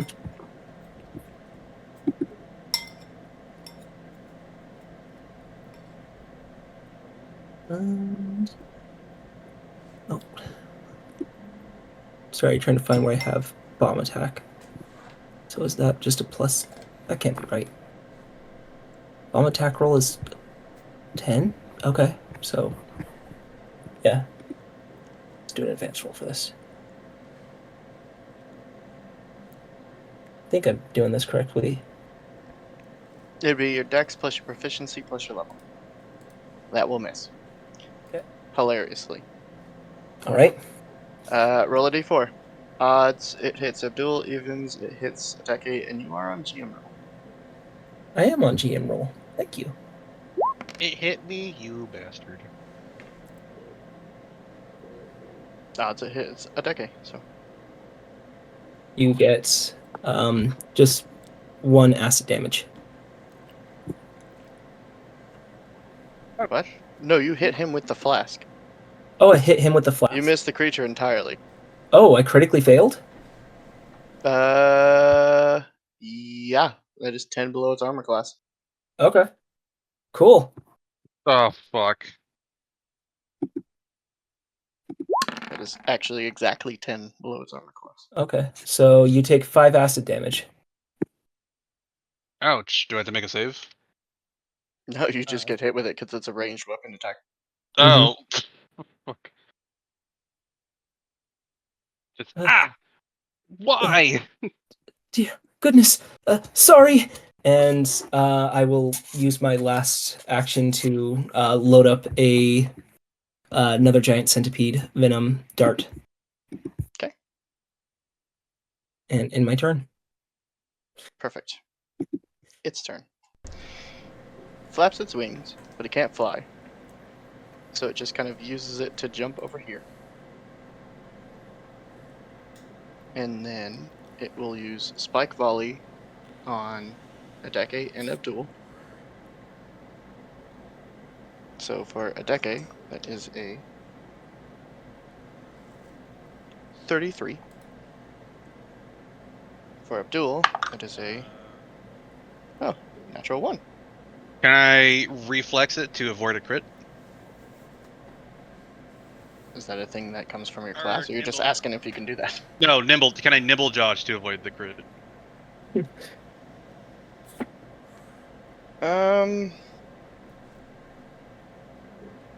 Yeah, I mean, that's how that mechanic would work. It would increase your AC by 2, which brings it to what?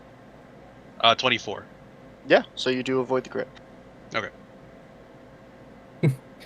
So you get ready to do a backflip to avoid the damage, and it still just smacks you up. It is No, unfortunately... more like you hit me with acid, and it's like, oh fuck, oh shit. So that is 15 piercing, and you must make a fortitude save. Could have been way worse, but it was probably about to be. 16. That will fail. Okay. I need to gather all these and then reroll one of them. Oh!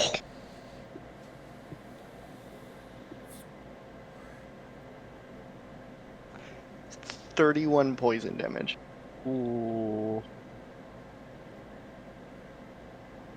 And then he will spike volley the other two, because you two are within 20 feet of each other, I do believe. Just double checking. You are. So he will spike volley the other two with -5s on this one.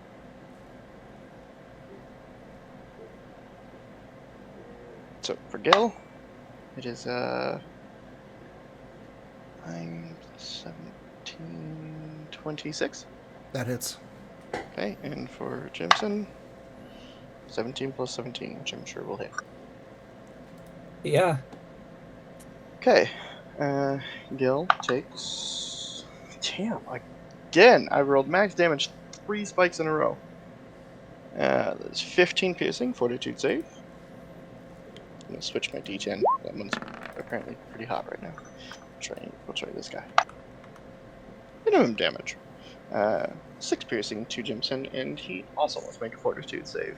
Gil fails. Okay. Do I do this with advantage? Are you poison resistant? Yep. Then yes. You succeed. You resist the poison entirely. Gil takes 28 poison damage. I'm dead. Are we negatives or no? I don't do negatives at all. Okay. I do the actual Pathfinder system, which wouldn't mean anything to you because you're not a Friday player, and I consistently forget that because I'm an asshole. The way it works is when you go down, you gain a stacking debuff called Wounded. So you go down and you are wounded 1. First thing you do is you roll a d20 to see if you receive a semi-permanent injury until you rest. You do not. So that starts with a DC of 5 and gains 5 every time you go down. Additionally, every time you go down, the wounded stacks up. So you are currently wounded 1. If you are brought up and then brought down again, you become wounded 2. When you are wounded 2 and you go down, you automatically fail a death save. Wounded 3, you automatically fail 2 of them. And then wounded 4, you just die. Oh. So, Pathfinder's death system is extremely punishing, but I think it's fair because I think the ability to constantly pick a player up, drop them, pick a player up, drop them, pick a player up, drop them is kind of game-breaking in a lot of ways. So, you're currently wounded 1, so if you get popped up and you go down again, you become wounded 2, you will automatically fail death save, and the DC to receive an injury increases to 10. Okay.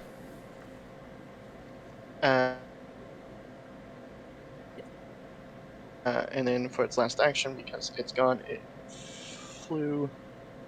So it actually can't move anymore, so it's just going to take a normal shot with a -10 at Jason. Whoa. That is 9 plus 17, so 26. Because it rolled a 19, so.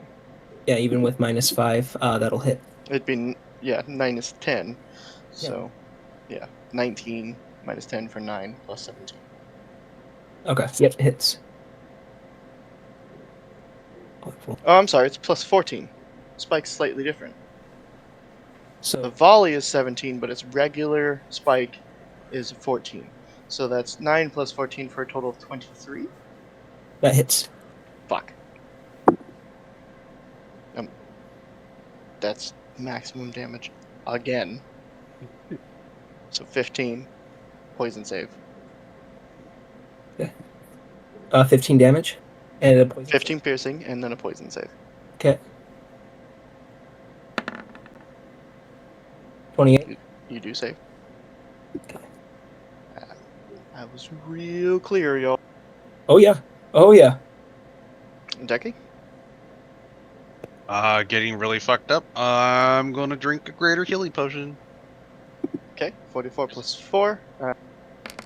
It is a single action to drink it yourself, 2 actions to feed it to someone else. So, Okay. Uh, oof. Yeah, I'm gonna down another one. okay. Now, I do have a limit. You can only take 2 in a turn.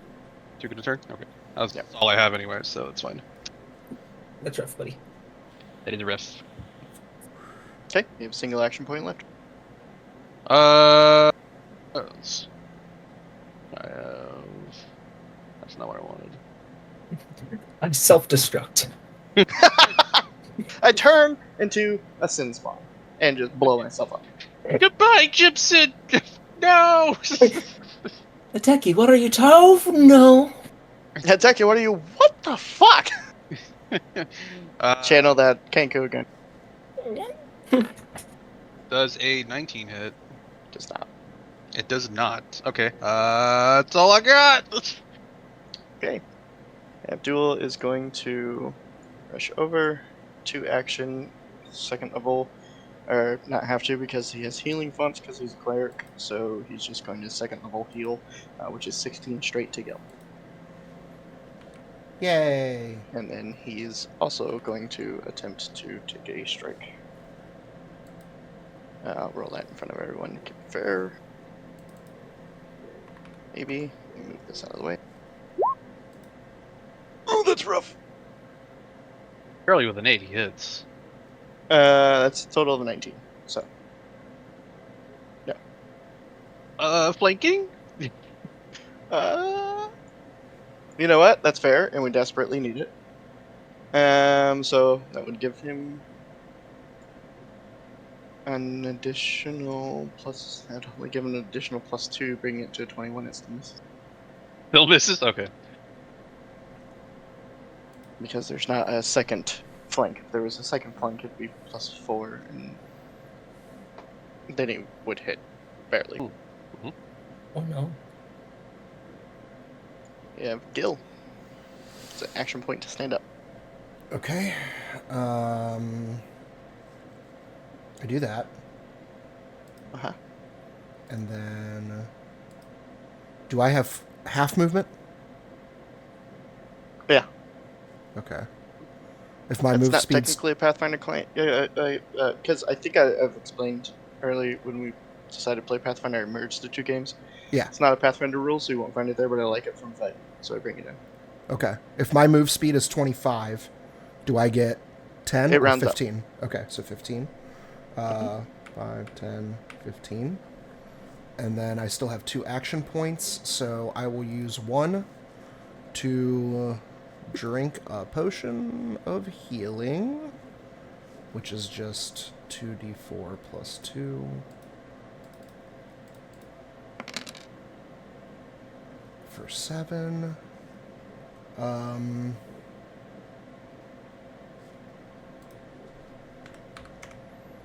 And fuck it, we'll burn the other one too. Do it again. Same shit, another 7. And that is all of my economy. Okay. We'll move to Jimson. Right. Jimson is going to drink an elixir of life, which is 1d6 healing, and I get a +1 to saves. Mm-hmm.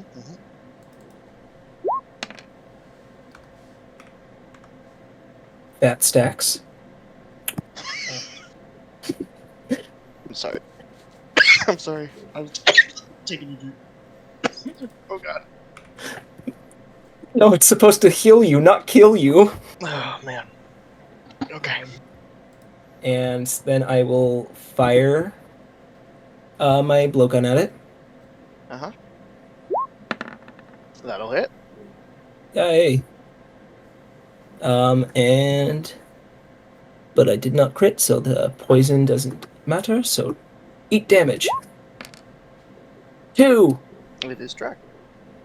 And I will use my last action to load another dart. Okay. Its turn.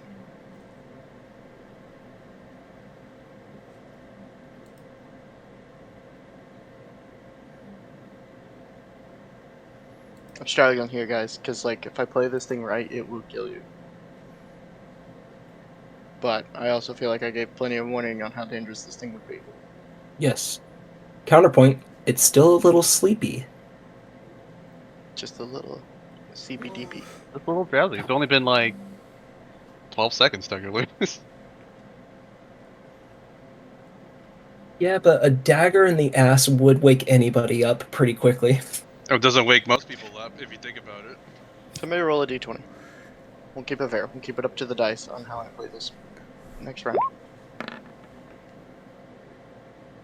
Unfortunate. Flies over here. Spike volley at you two. Okay. So Gil, it's a lot. Yep. 28. That'll hit. Minimum damage of 6 piercing. Okay, fortitude save. 22. Failure.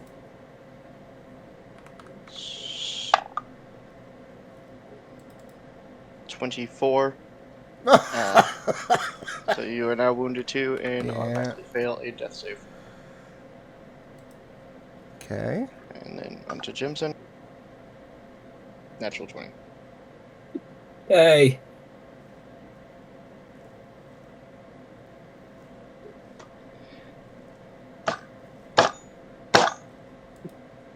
Bad dice. Yeah. Normally I do want to roll you guys, but we're not that far, but I don't like to fudge dice. I don't like to play monsters like idiots. I feel like that cheats you out of an experience, cheats me out of the experience. It crits you and it hit maximum damage. Okay, yeah, go for it. So there's 25 piercing. Make a fortitude save.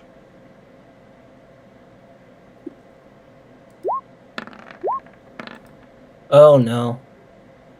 That is a failure. I'm not even going to bother. Roll poison damage. You go down. You're wounded 1. Roll for injury. Yep.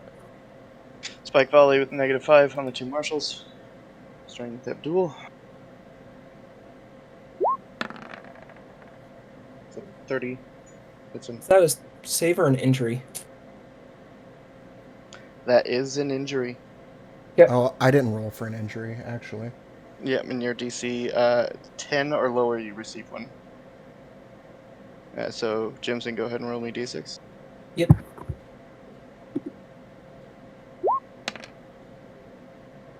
Six. That would be charisma. So, disadvantage on any charisma check.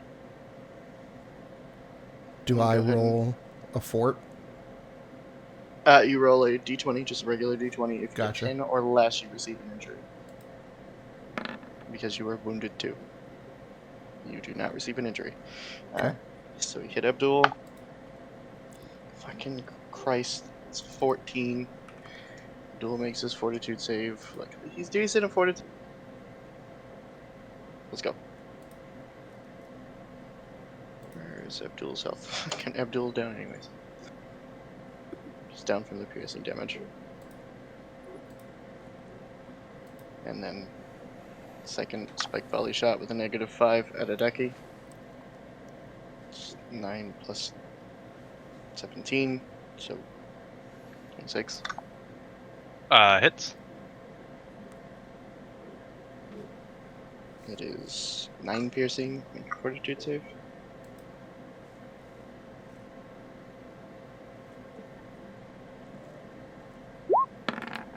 $16. 16 is a failure.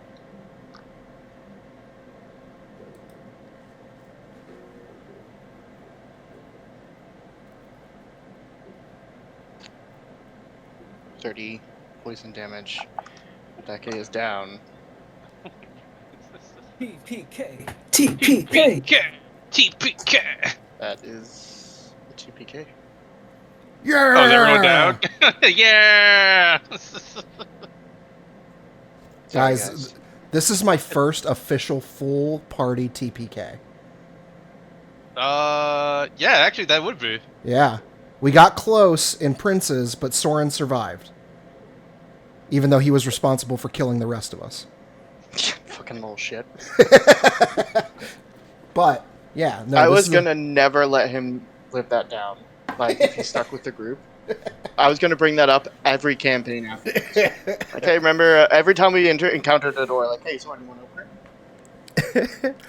So, sorry, guys. But I don't like to play once they're stupid. You gave us plenty of warning, You and sure did. I understood it, but my character was interested in it without being wise enough to say, "Hey, maybe this will kill us." I mean, it definitely was worth 4 dire wolves. I will say that much. How close were we with it? It was below half. Ah, we got close. But we got If we had hit more strikes, we might have actually killed it. But we missed like 4 attacks in a row. Like Yeah. there was an entire round where we didn't land any damage on it. I opened the whole fucking fight with hitting the goddamn healer with a fucking lightning bolt because I'm stupid. I've been I playing did long clarify enough. that. I know. Like, are you dedicating to that? I know. So its AC was 24, Fortitude save plus 16, Reflex was 12, Will was 12. We got it down to just a little bit below half at 43 HP. It's plus the hit. I'm sure you heard me say it several times. So 17. Its ranged non-spike volley was 14. Its spike volley is it can target 2 creatures with a single action point as long as they're within 20 feet of each other. And the spike volley and regular spike attacks inflicts poison, which is 4d12 poison damage, with a DC of 25. Yeah, when I rolled 24 and you're like, Gil fails, I was like, oh, fuck. Yep, DC is 25. It is a nasty creature. Well, it doesn't have a lot of health for what it is. It's got a decent AC, but at this level, we just got really unlucky and got really shit rolls. And its HP isn't bananas, but I may use this creature again so we can keep its HP kind of hush hush. But its HP isn't that insane. It's very much a glass cannon. We just spent an entire round not hitting it. Yeah, and unfortunately, 2 of our damage types, which is poison and fire. Poison, yeah, it is literally only immune to poison and only resistant to fire. So fuck me. I'm running to some. I ran into some similar problems of Aziz in this. With and it was your first character, so I was just like, I'm just gonna let him go. But this game suffers from the same thing in 5e. A lot of monsters are either resistant or completely immune to poison. I was thinking I was going to run into that, but I wanted to try it out. So On paper, it looks so good, and then you start playing it and realize everything fucking resists you. Because in real life, you're just like, poison's fucking scary, and then in D&D, you're just like, poison is like a tissue. Yep, it's a really good damage type for against PCs, but for PCs to use, it's really rough. Cool. So, what do we want to do? Do we want to start a new party? Continue with the story? What do you guys feel about Pathfinder now that we've got a couple fights under our belt? Do we want to move back to 5e? I enjoyed this. I'm down to do it again, unless you guys want to change it up. I'm open to that as well. So yeah, I'm interested in doing the even like continuing this campaign. I don't know if we want to like start from scratch or how we would continue with this campaign, but I'm interested to understand the mechanics of 5e more. I think it'd also be good if we figure that, like, do you guys, if we do continue with Pathfinder, do you want to do another session 0 and like build our characters together again, just so to help us out? Well, let's get. Sorry. I know you guys like to, whatever the party is, but the party is 3 people. Because I obviously don't get a vote. I'm the DM. I will happily run either game system. So I kind of need you guys to dedicate one way or the other. Do we want to continue with Pathfinder, Or do we? And it would be really easy because we're not that far. So I can just like, if a new party arrives in town and learns of things that happen, I can explain away how a new party would be created pretty easily because we're not super far. Or do we want to switch over to 5e? I'm down for either one because I actually have this campaign converted over to 5e, so we could just go to 5e and still pick up the story. I want to continue with Pathfinder. I think the mechanics are interesting, and being able to do some comparison with this and D&D is going to be both helpful for a player's perspective of thinking how to play in both games and getting ideas from both of them, and from just a personal perspective of I think the two systems are interesting to work with. Okay, Gil? I'm still kind of on the fence. Adeki, what are you feeling? I can go either or, but I'm definitely interested in seeing more of Pathfinder to see just more of how I feel about it. But I think it's a cool system.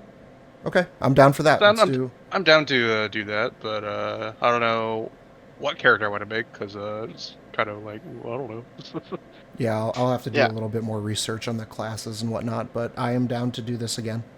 and that's totally fine. We have an extra almost 2 weeks because we're obviously taking next week off. All of the games across the board are canceled, mine and Joker's.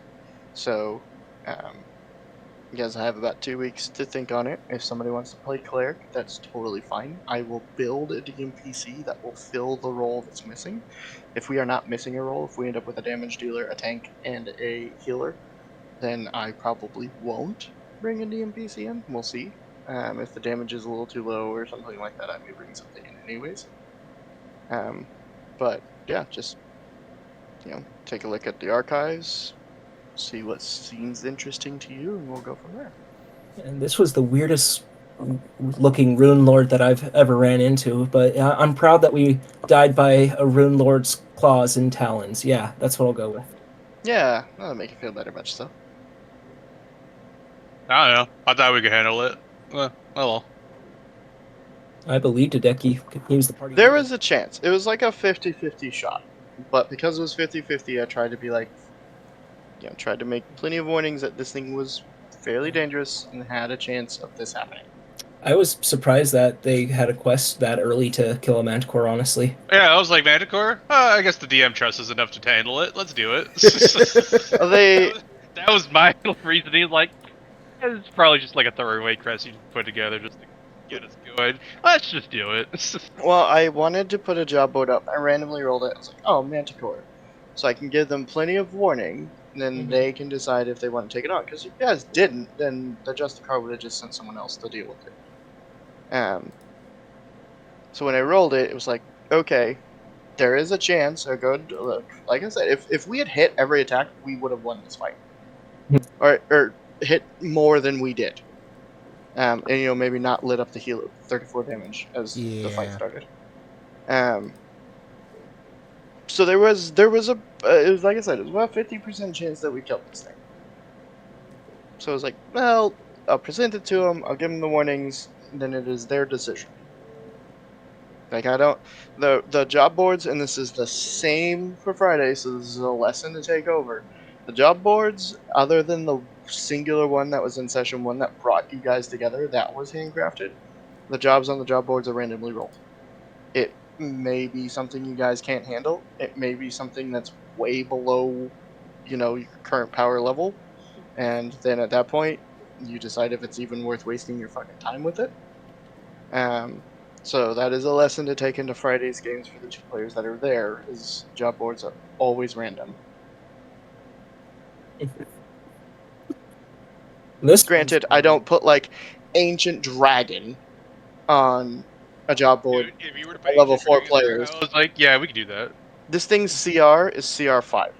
So it was only 1 level above you guys. So there was a really decent chance that we won this fight. But we just rolled like shit, and sometimes the dice gods tell you to go fuck yourself. And he was rolling like a fucking monster.